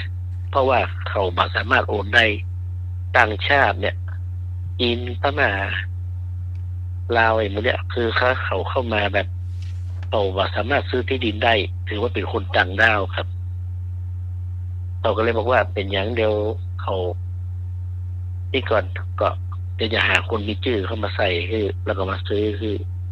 ปรากฏเขาที่ดินแปลงหนึ่งเขาแปลงได้หรือว่าแปลง100 ตารางวาเขาแปลงบ้านเนี่ยแปลงบ้านหลังหนึ่งพร้อมที่ดิน100 ตารางวา1 ให้มันจะมี400 ตารางวาฮะแปลงได้4 หลัง เจ้า แปลงหลังแรกก่อนหลังแรกแปลงลงทุนไปเรียบร้อยปุ๊บแปลงหลังแรกขาย1.5 2 ล้านเขาคุ้มทุนแล้วครับจ่ายที่ดินได้หมดเลย แต่เขายังมาจ่ายแต่เขาก็มีคนที่สองมาซื้อแต่งบ้านแถมตัวเก่าทำรับเหมาคนเดียวเลย ตัวเก่าได้ทั้งเป็นต่างดาวเนี่ยเอาง่ายๆครับเงินมา246ซื้อที่ดินถือว่าขาย2 ล้านให้3 ล้านขายได้2468ได้8 ล้านรวยเลยเนี่ยแล้วมันก็ฉลาดแถมอันหนึ่งลูกความผมมันมีบ้านอยู่บ้านจัดสรรอยู่แต่เขาบอกไปจดทะเบียนเขาบอกว่ารอผ่อนชำระขอ5 ปีคิดคำนวณอย่างเรียบร้อยแล้วที่แรกเขาจะขาย2.5 ล้านแต่พอเขาบอกว่าขอ5 ปีเขาบอกเอา3.5 ล้านแล้วเขาก็โอเคนะแต่เขาบอกเขารอมีชื่อก่อนบอกโอ้อย่างไรเพราะว่ามันก็จะมีหมู่ต่างดาวเนี่ยบางคนไปซื้อแกไปทำอย่างแกที่ผิดกฎหมายมาเปลี่ยนโอนเป็นชื่อหรือไปสวมสิทธิ์เป็นชื่อของคนไทยนี่แหละครับถึงเวลามาเขาก็จะไปโอนเพราะอย่างเขามาเข้าแบงก์มาเข้าธนาคารเข้าธนาคารต้องโอนกรรมสิทธิ์ทันทีแล้วก็ไปกู้กับแบงก์ก็จะคือ10 ปีกับ20 ปีค่ะดอกเบี้ยพอคิดแล้วถ้า20 ปีปุ๊บเนี่ยสมมติว่าซื้อสัก3 ล้านมันก็จะได้เสี่ยงเป็น6 ล้านเสี่ยงเป็น9เลยนะถ้าปีก็ยังคุณต้องเสียค่าจำนองอีกเงินปากถุงอย่างเงี้ยมันต้องเสียสูงอีกนักแต่นี่มันคือมันเหมือนกับว่าเขาเจ้าอยู่เป็นรายเดือน20,000 30,000 20,000เขามีเขาเข้ามาอยู่หลังนึงเขามาอยู่กันเป็น10เขาก็ช่วยกันนี่กันแห่มาจ่ายได้ไงนี่แหละคนไทยโดนแย่งอาชีพไม่ใช่คนไทยเหมือนมันพอการนัดคนไทยแยกแยะกันมาแต่ก็มีคนต่างด้าวมาเขาเมาหานต้องนัดพอสังเกตแล้วไปการนัดแถวบ้านนอกเอาเนาะเขาจะเห็นเลยครับจะมีมูลที่เขามาขายคนบ้านเราขายน้อยลงแล้วเขาก็ซื้อของกันเมืองใหม่มาแล้วเขาก็ตัดราคาของหลายๆอย่างอันนี้ก็คือที่อู้ประเด็นเหมือนคำว่าประเทศว่าอะไรเงี้ยคือข้าราชการมันหย่อนยานตรงนี้หรือว่ารู้เห็นเป็นใจทำเพื่อความมั่นคงมันหายไปแถมด้วยคนไทยคนเมืองเราเนี่ยจบเส้นเป็นเอาง่ายๆเป็นลูกจ้างเขาละเอาง่ายๆเนาะทุกวันนี้ส่งน้ำแข็งส่งอย่างกับเป็นคนไม่ใช่คนไทยขายแม้แต่รถเก็บขยะก็แม่นหมดเลยเหรออ๋อถ้าเป็นคนงานบอกว่าจะเขารับไอ้พ่ออย่างสัมปทานอันนี้อยากเป็นบริษัทจากอันนี้เนาะเอาไปขว้างเฮ้ยเนาะโอ้น่ากลัวอันนี้ก็เป็นเอามาเล่าให้ฟังครับเป็นเรื่องที่มันมีความคืบคลานของต่างชาติตอนที่งูเนี่ยที่ลักลอบเข้ามาก็มีนะใช่ลักลอบเข้ามาแล้วก็เสียตังค์เหรอแม่นก็มีอยู่ด้วยกันเป็นหมู่วะเขาเข้ามาโดยที่มีคนเมืองเขาน่ะไปฮับที่ไม่สายพุ่นยังดาวก็มีข้าราชการมีส่วนครับที่ตรงนั้นไงมันเมื่อต้องบอกคือยับเหตุกันมา10 กันต้องพอแล้วในวิจัยเชียงใหม่เนี่ยถ้าอู้แต่แล้วนะมีนักมากไปที่ไหนนะถ้า10 คนนี่นะตัวเดียวเมื่อก่อนนี่ต้องว่าเดี๋ยวนี้มันมีเกินกึ่งเอาง่ายๆบางตีนะ10 คนนี่เหนื่อยแล้วเหมือนกับเขามาเนี่ยเพื่อสิทธิมนุษยชนที่ผมเคยอู้ตลอดมาเรียนโรงเรียนเนี่ยแล้วเขามาเรียนหนังสือผมก็ถามว่าแล้วเปิ้นได้อันนี้ก็ ก็มาได้เพื่อสิทธิมนุษยชนโรงเรียนเทศบาลในตัวเมืองมันนี้มันลามไปถึงบ้านนอกกันนะรอบนอกแล้วฮะ เจ้า จ้างครูมาสอนเดือนเท่าไหร่20,000แต่คนไทยจะไปเรียนบอกว่าเต็มแล้วเปิ้นจองหมดแล้ว เป็นไทยจองประเทศคนไทยจองนะจองเรียนเทศบาลแล้วเอางบประมาณของเทศบาลงบของหลวงไปแปลงตึก10 ล้าน20 ล้าน30 ล้านสอนเปิ้นเอาครูคนไทยได้ไปสอนเปิ้นแล้วมาสอนคนไทยเพราะเราลูกคนไทยเขาเนี่ยปุ๊บไปเรียนโรงเรียนเอกชนเสี่ยงเป็นหมื่นอันนั้นเรียนฟรีได้นมฟรีขนปิ๊กบ้านหันเป็นตุ้งเป็นโลปิ๊กบ้านกันอาทิตย์1 คน โอ้ อันนี้น่าจะถูกต้องเพราะคนไทยเขาเนี่ยไปเรียนโรงเรียนไปแปลง ใช่ อันนี้เอามาให้ฟังมาได้ว่าจะคิดกันดูมาได้ฉุกคิดหน่อยว่ามันเดี๋ยวมันคืบคลานมาขนาดนี้แล้วเนี่ยเอาอยู่ด้วยกันอย่างไรผู้บริหารเพิ่นจะอันนี้ก่อเทศบาลต่างๆช่วยดูตรงนั้นหรอกคือคนไทยได้เรียนก่อนมาได้เรียนโรงเรียนนั้นต่างๆ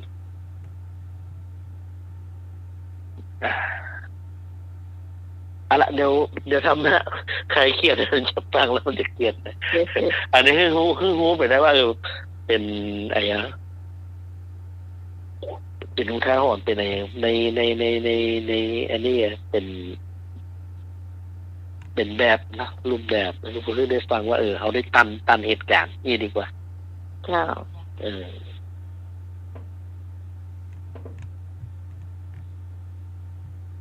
การถ้าสั่งอิสวัสดิ์เจ้ามีมอนเนอร์ตังห้องส่งหรือเจ้า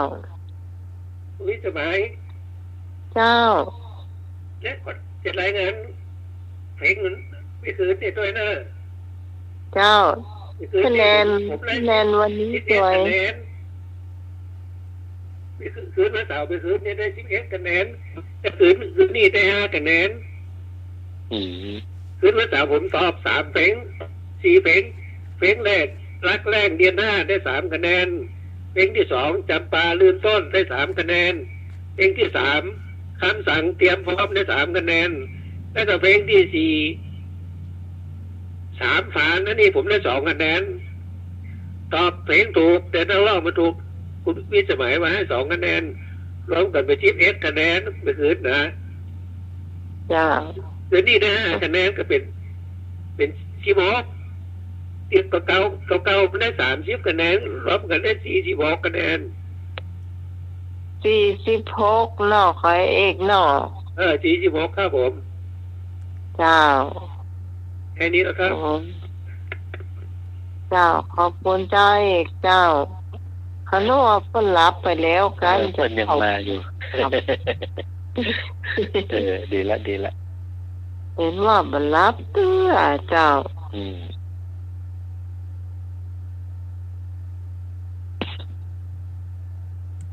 การพอสถานีเพิ่นว่าจะมาคู่กับนายเข้ามาได้เลยเจ้าอาจารย์เจ้า อาจารย์จำวัดแล้วเนาะ ฮะ จำวัดแล้ว เป็นบรรลืมเด้อเนาะเป็นจำ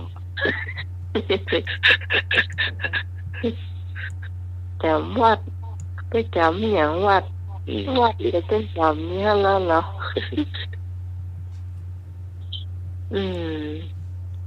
วันนี้กรรมเก่ามีกับเจ้าทนาย วันนี้ไม่ได้เตรียมตื่นเข้ามาตะกี้ก่อน9 โมง8 โมงปลายเนี่ย แล้วก็อย่างก็อันกรรมเก่าวันนี้ไอ้หนึ่งจะซ้ำเงียบไปละ ปิ่นเตาจากออกปิ่นเตา ฮะ ปิ่นเตาคือหนังสือ ปีนเตา เมื่อแม่นปิ่น เค เตาย ได้ยินน่ะ ไม่เคยได้ยินไง ถ้าพระคตือเนี่ยคนเข้าใจว่าเป็นหนังสือมาใจพระคตือนี่ก็คือเป็นการคำนวณวันเดือนปีปิ่นเตานี่คือหนังสือเปิดตำราหนังสือเนี่ยคือปิ่นเตานี่นะอันนี้กิจกรรมที่คนบางทีไม่ได้แบบมาหูกันครับ โอ้จะว่าไปแล้วนี่เราไม่ได้ขอปฏิทินของทนายเอาไว้จ้ะ ผมมีอยู่นะ อืม มีอยู่ มีเป็นปฏิทิน16 เดือนนะผมทำถวายวัดมันทำเพื่อตุลุงเสิร์ตครูบาประเสริฐปาวโลตีน้ำแปรเตาเนาะ จ้ะ เราเก็บไว้ให้ได้เก็บไว้ให้นะพระเจ้าเถอะ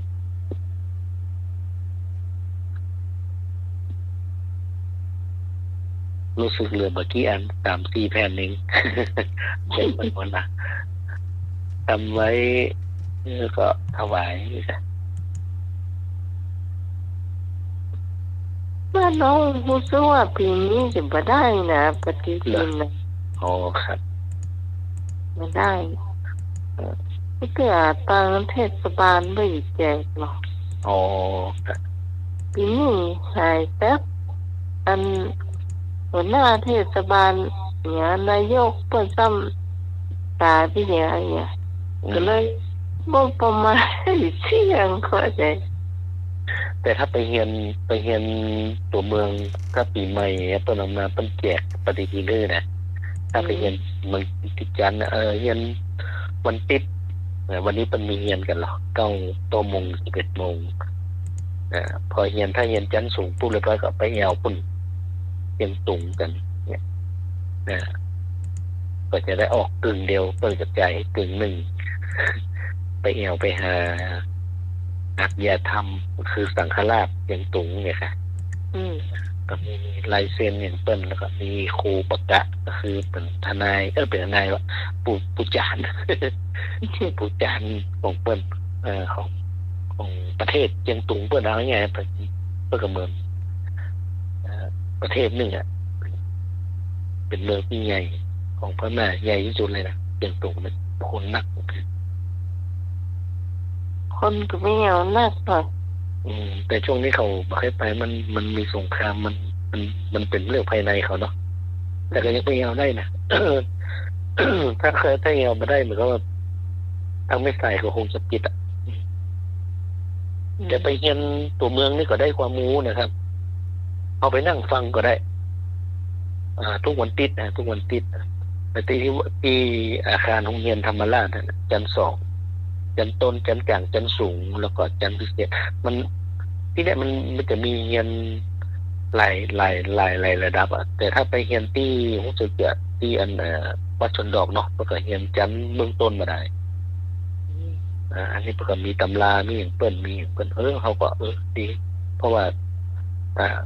เจ้าวาดเปิ้นก็สนับสนุนเรื่องเกี่ยวกับการอนุรักษ์วัฒนธรรมของล้านนาของตัวเมืองเราเองนะก็ประชาสัมพันธ์แล้วกันนะครับเพื่อทุกท่านถ้ามีโอกาสก็ไปเรียนเถอะผมเป็นลูกเจ๊กนี่ไปเรียนตัวเมืองเลยลูกคนเมืองไปเรียนอย่างไรเนี่ย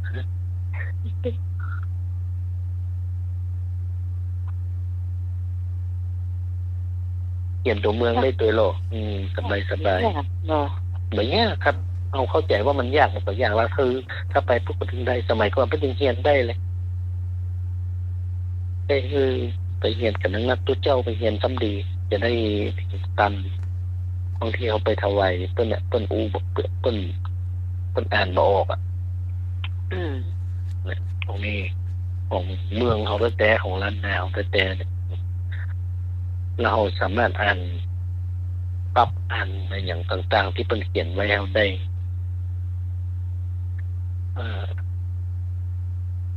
มาตั้งตัวเมืองละตรงนี้ ไปตั้งตัวเมืองก็มีภาษากำเมืองใช่มาร์คลินเก่าเนี่ยภาษากำเมือง เจ้า รับเมื่อเจ้าจะสมัคร เจ้าแป๊บนึงเนาะ ฮะ อาจารย์ตาปือละ โอ้เดี๋ยวก่อนเป็นลายแล้วค่ะเดี๋ยวก่อนเจ้าเชี่ยก่อนจ้าเจ้าเชี่ยก่อน ฮัลโหล อาจารย์ลำบากครับ ครับผม หายเงียบไปเนาะอากาศเย็นน่ะ ครับผม ทนายเลี้ยงทนายเลี้ยงวันนี้มาเนาะ ครับ วันนี้มาครับ เออ อาทิตย์หน้าไม่อยู่ เมื่อวานก็วันนี้จะมา ฟังอยู่อากาศเย็นน่ะ ครับ ห่มผ้าอยู่เนี่ยอากาศเย็นมากอะใกล้จะหมดเวลาแล้วเนาะ ครับผม ว้าว อ่า ยังมีครึ่งชั่วโมงประมาณครึ่งชั่วโมง ยมนวยมาเปล่า รับแล้ว กินข้าวต้มมาแล้ว2-3 วันหายเงียบไปเลย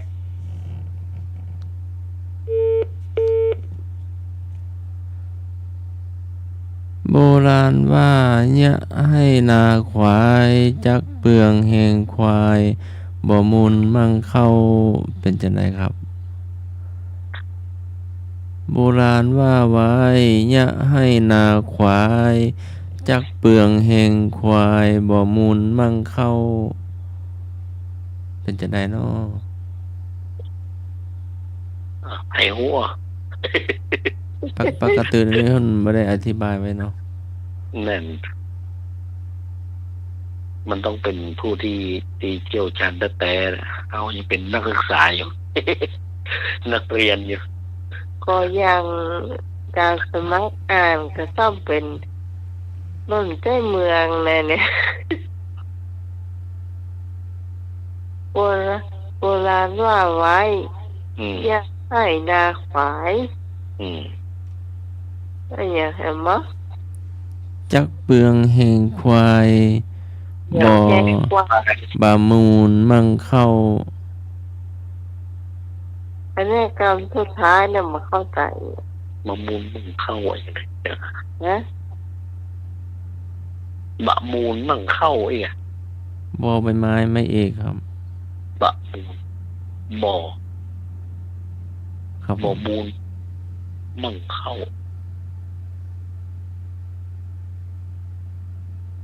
โอ้นี่เปิดบ่อเลย ตื่นควายไปกะหรือว่ามันควายหมดแห้งแล้วเข้าไปยะกันแต่เจ้า หรือว่าตัวเก่าไปมือแรง พยาการตอนเขาพลิกบ้านหรือว่าจะได้ครับ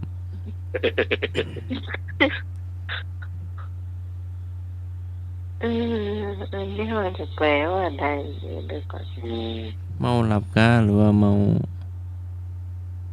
าพื้นหรือว่าจะได้บ่ฮู้เนาะอ้าวท่านใดคนโบราณหรือว่าได้รู้กรรมบ่เก่าเนาะ นั่น ก็ช่วยกันเน้อ เอกเยาหูอยู่ใกล้เจ้าเอกหูอยู่ใกล้ จ้ะ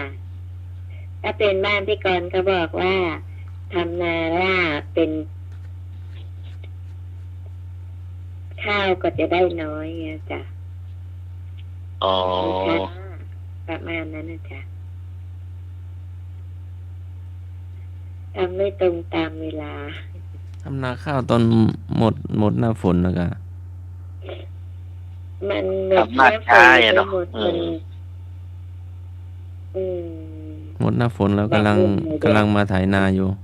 ก็ที่บ้านอาจารย์สมัครก็ทำแบบไหนล่ะจ๊ะเหมือนกันไหมถ้าเราทำช้ามันไม่ตรงตามฤดูข้าวมันก็จะได้น้อยเหมือนว่าถ้าฝนตกมาก ข้าวมันก็จะไม่ได้เนี่ยจ้ะ ไม่เต็มหน่วย อืม ใช่จ้ะ หนูมาช่วยกินหรือว่าควายมาช่วยกินคนละอย่างเนาะ ไม่ใช่จริงละมัน มันออ คน ก ละอย่าง ก็จะไม่เต็มรวง เม็ดมันก็จะไม่เต็มเนี่ยจ้ะ มันต้องทำให้ก่อนฝนเนาะ จ้ะ เตรียมตั้งแต่ก่อนเข้าพรรษาเนาะ จ้ะแถวบ้านเขาสมัยก่อนเนาะอันนี้พูดถึงสมัยก่อนแต่เดี๋ยวนี้เขาทำได้ทุกฤดู เพราะว่าน้ำมันถึง อืม สมัยก่อนนั้นทำนะหว่านข้าวต้องคอยฝนจ้ะถ้าทำไม่ตามฤดูฝน ข้าวก็จะไม่ได้ จะมีแต่หญ้าขึ้นมาจ้ะแถวพิจิตรจ้ะ อืม แต่เดี๋ยวนี้ก็ทำได้หมดแล้ว เพราะว่า น้ำทั่วถึงคลองชลประทานถึงเนี่ยจ้ะเขาก็เลยบอกว่าทำนาล่าจะไม่ได้ข้าว เออ สมัยพ่อกับแม่นะจ๊ะบอก ไทยมากรรมเดียวกันเนี่ยไทยมาอย่างเดียวกันเนี่ย มาอย่างเดียวกัน เออ ตรงเนาะ สไตล์เดียวกัน อืม จ้า ให้ไปกันได้เนาะ โอ้เยี่ยม จ้า เยี่ยม พี่หูหนึ่งน้องหูสองกันเนี่ยว่า ทำนาล่า แม่น เหลืองแห้งควายเนี่ยเนาะ แม่น ก็คือ แล้วมันเดียวเป็นไฟเล็กกันเนาะ ได้ควายมันได้สักอย่างเนี่ยเนาะ แม่น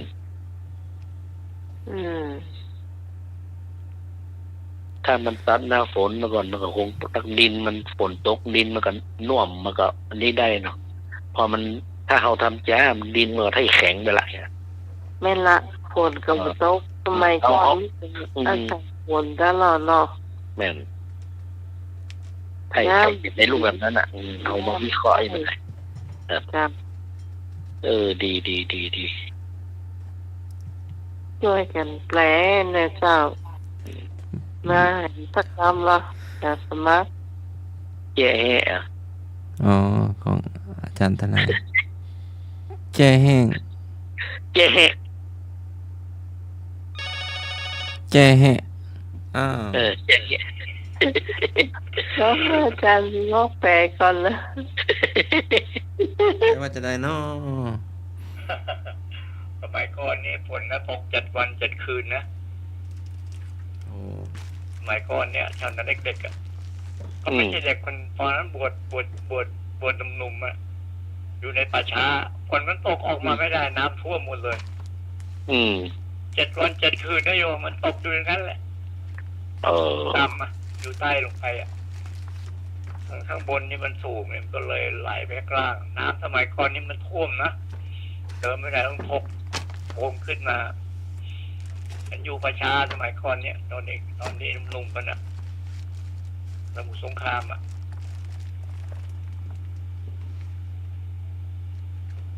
ก็ว่าจะแห้อย่ายังหมดเวลาแล้วเนาะ อันนี้ ครับใกล้หมดเวลาละ จะให้นี่ผมหามาเหมาะ มาแล้วก็ไปละแย่แห่มาไปละ จะให้มาเหมาะอีเนาะ นั่นแหละ ว่าหันเพิ่นติ้วครัวติ้วอย่างมาจะมากินตะเพิ่นกะเพิ่นจะได้ห้องนะ ก็จะสมัครแกเหรอ ก็เหมือนที่ตั้งเขาที่เขาก็ไปดูอันนี้ที่เขาคือเจ้าบ้านที่เขาก่อนผู้ว่านี่มาเนี่ยไม่ใช่ว่านี่นะผู้ว่าแย่แห่มาแล้วก็ไปมากรรมเดียวแล้วก็ไปไม่ได้ทำซากอย่างละ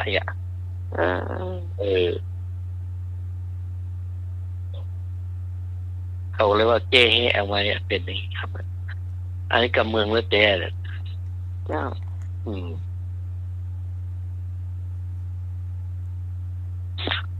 ปักกระดึก ฮะ ปักกระดึก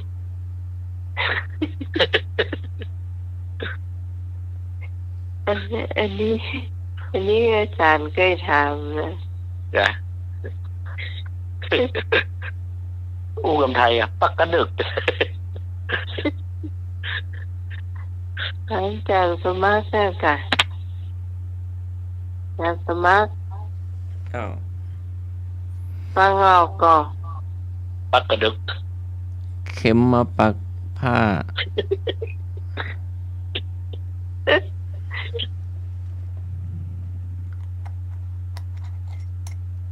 ปักกระดึก ก็กำไทยกับไอ้นี่แบบสะพาน6อ่ะปักกระดึกกับปึกกระดึกเนินอันเดียวกัน ปึกกระดึกตั้งไงเลย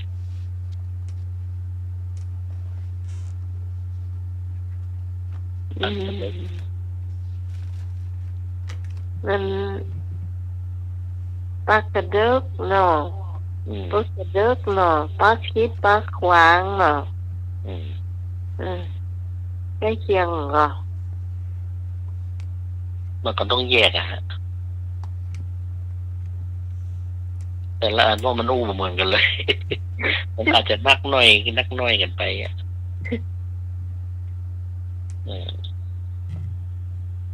เหมือนเสียนะ อาจจะมีความหมายง่ายหน่อยเนาะ ใช่ คิดปักขวางสิง่ายหน่อย เพราะว่าหันคนกินเหล้าเซไปเซมาปักคิดปักขวางอยู่กลางกองนั่นนะ อืม น่ะ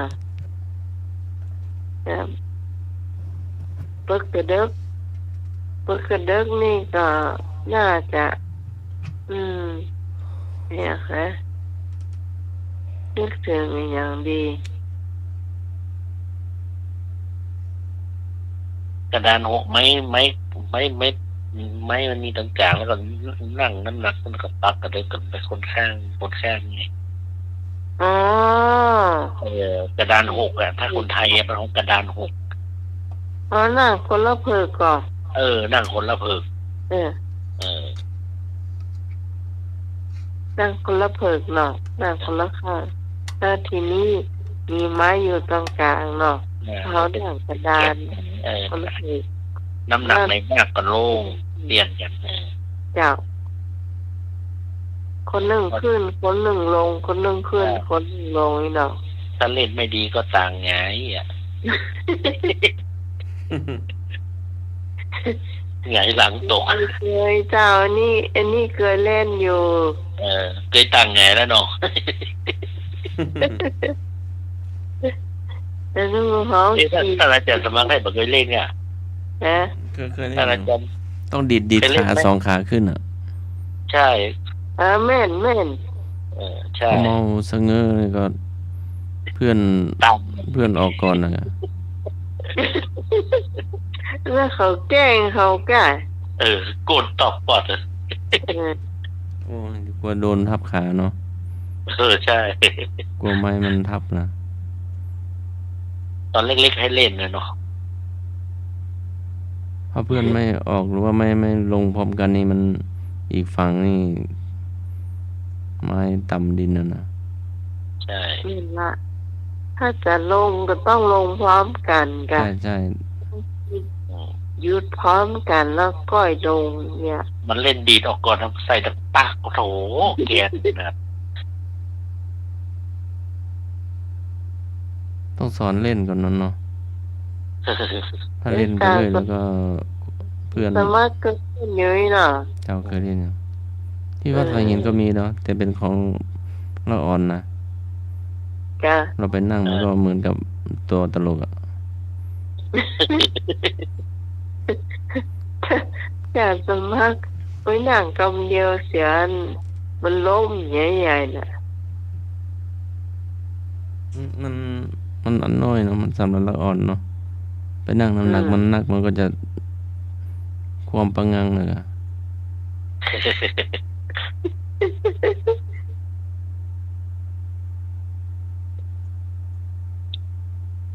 ว่ามีอย่างก็ ความกลางงานกว่า ความหมายว่านี่อันนี้คืออย่าง ว่าตามคนโบราณนะอันไหนพอจำได้เนาะ ความกลางงานเป็นยังไงฮะอาจารย์ ไงายท้องอ่ะ ฮะหงายท้อง ขาดสีฟ้า ทาง เน เหนือ อะ เขาเรียกทางเหนือเขาเรียกต่างหงาย อ๋อ ต่างหงายหงายหลังไป อีสานว่าอะไรนะไงายท้องเฮ้อเลิกอ่ะ ไม่รู้เรื่องอีสานเราไม่รู้ ยิ่งบางคนนี่อ้วนๆเนี่ยคนอ้วนๆมาว่าตกลงไปว่าอย่างรถเวสป้าคว่ำเนี่ย มันไม่ได้รูปทรงไงถ้าคนรูปร่างสมบูรณ์เนี่ยนะ อ้วน เวลาล้มลงไปนะนอนอย่างรถเวสป้าคว่ำเนี่ยรู้จักเวสป้าเหรอ รถเวสป้ามันจะตุ้มปุ้มเลยแต่สมัยนี้บอกรู้จักกันละเรา รู้จักอยู่ก้าจ้าสมัคร เป็นใจนะ รถเวสป้า ไม่ใช่ป้าตัวท้องมันป่องๆนั่นน่ะ ใช่เวลามันล้ม เคยขับ มันไม่ได้รูปได้ทรงไง น้ำเดียวมันทำมีขายหนอนอัน มี อันนั้นเนาะ มันมีอันแบบแต่มัน แต่มันมาให้เวิร์กละที่มาให้สู้รุ่นเก่ามาได้ รุ่นเก่ามีราคาเป็นแสนๆเลยนะเหล็กมันดีอ่ะ เมื่อก่อนบ้านน้องมีอันด้วยสปาน้อยเนี่ย แลมเบตตานะก็ น้อยๆนะ ป้าน้อยใช่90 125ได้เป็นน้ำเรื่องรถเลย ยอด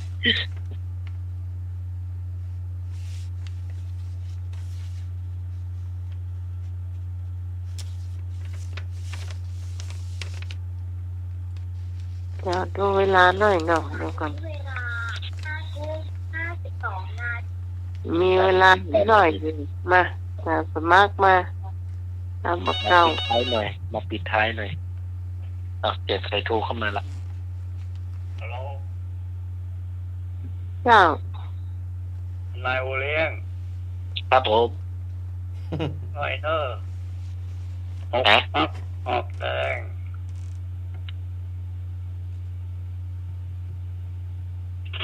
ว่าไงก็ ออกปักออกแดงโยมพี่สมัยจะรู้ ถามแล้วนาย อ๋อทนายเพิ่นบัตรนัดตังนี้เป็นอย่างว่าน่ะ แล้ว4 นาที7 นาทีเองออกปักออกแดงอย่างก็ พักเป็นงองอทนาย ฮะ พักเป็นงอเป็นปักอะงองอ มะขามไงมะขามแห้งตกมาออกปักออกแดงมันออกจากเปลือกไง อืม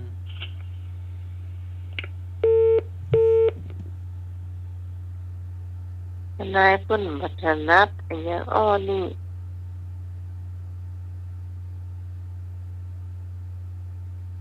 กรรมมากรรมมันประกรรมสุดท้าย จ้าเจ้า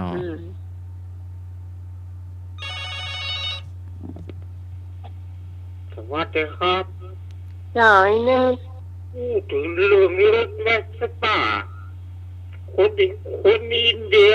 เป็นขี้กันนอกขี้กันเฮ้ยนักขนาด ที่ไหน อินเดียหมูแค่อะ แค่ไข่แค่ หากคนประเทศอินเดียเป็นขี้ลูกเมสปากัน ที่เสียงรู้สึกเลย ครับลูกเมสปาเป็นนักคนอินเดียเป็นขี้กัน เดี๋ยวไอ้นึก ครับ ถามหน้องไอ้นึก อันเก่งจุดๆน้องถามหน่อย ว่า ว่า ขึ้น ว่ามา ต้น แล้ว ขึ้นต้นนะ ฟังให้ดีเนอะ ครับ ขึ้นต้นสระเอดอเด็กลงท้ายสระเอวอแหวน มี10 กรัม โอ้ อันนี้ผมมาได้เลย ได้กะถ้าใบปุ๊บเนี่ยไอ้นึกจะได้ทันทีเลยอะ อ๋ออ่างก็ มาอ้ออ่าง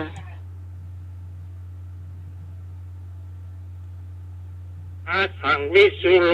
ผู้สัพผู้พาดนะกะ มาใกล้ อันนี้ว่าเนอ ขึ้นต้นสระเอดอเด็ก ลงท้ายสระเอวอแหวน ผมเน่าแล้ว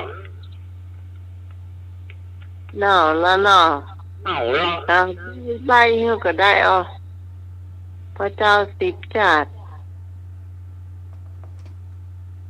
จักพระเจ้า10 จาด ท่องเลย แต่ถ้าสุเนมะผู้ตนาวิเวนะกะโน ว่าแม่นถูกต้อง แต่ถ้าสุเนมะผู้ตนาวิเว ถูกแล้ว บอกแล้วว่าถ้าใบเนี่ย ก็จะหูเลย โอเค ก็เดี๋ยวผมกดถามจุด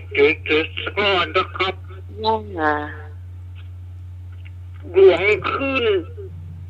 เป็นฝูงหงส์ดวงหลงเป็นฝูงจุด ไอ้ยังก็ ดวงขึ้นเป็นฝูงหงส์ดวงหลงจุดดวงหลง เป็นฝูงกา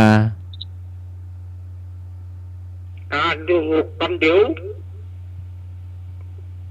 ถูกกากำเดียว กาดำ กาด อาใจ ำ กาต้มน้ำพระธุดงค์ เป็นฝูงหงส์ดวงหลงจุดต่อ2 กับมีกากำละ การน้ อาใจเป็นสัตว์ปีกมากันนะสัตว์ปีก เมาเล่นไฟไหม้กา ได้เลยรุ่งขึ้นเป็นฝูงหงส์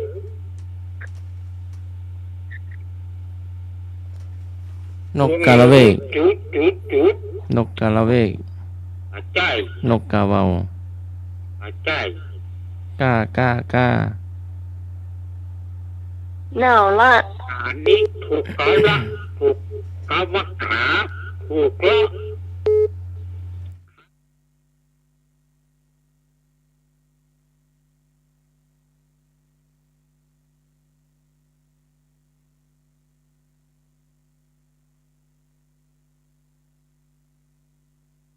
เจ้าอ้าย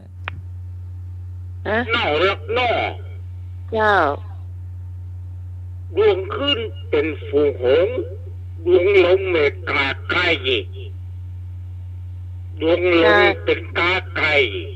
ดวงขึ้นเป็นฝูงหงส์ดวงลงเป็นกาไก่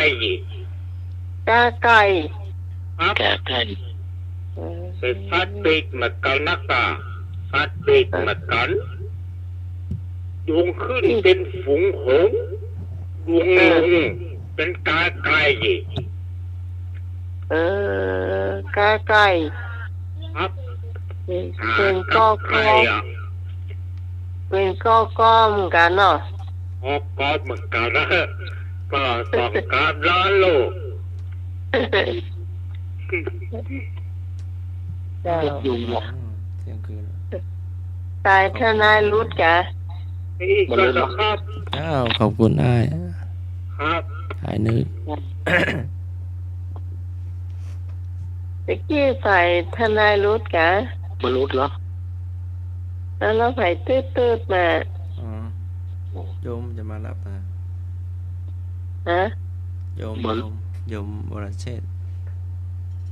อ๋อจับเราสกามเนอะ เจ้า อันจะจบรายการอยู่แล้วเนาะ เที่ยง ก็ แล้ว ลาก่อนเนาะ ครับวันนี้ ก่อนเพราะว่าเสาร์อาทิตย์หน้านี่ทนายไม่ได้อยู่ไม่เจ้าไม่เข้ารายการตัวไอ้ วันนี้ก็ถ้าอย่างขาดตัวบกพร่องไปหรือบาสมบูรณ์ต้องขอสุมาตัวเองนะครับ แล้วก็กราบขอบพระคุณนะครับพระเดชพระคุณเจ้านะครับ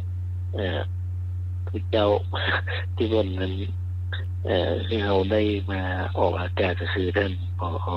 นะครับพระครูหมูวิสุวรรณนะครับพร้อมทั้งอาจารย์สมัครเลยนะครับอาจารย์สมัครแล้วก็ขอบคุณคุณพี่สมัยเลยนะครับ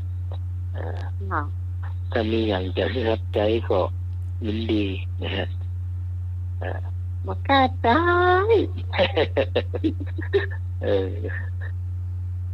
วันนี้ก็ต้องคือพยายามจะหาสิ่งที่มัน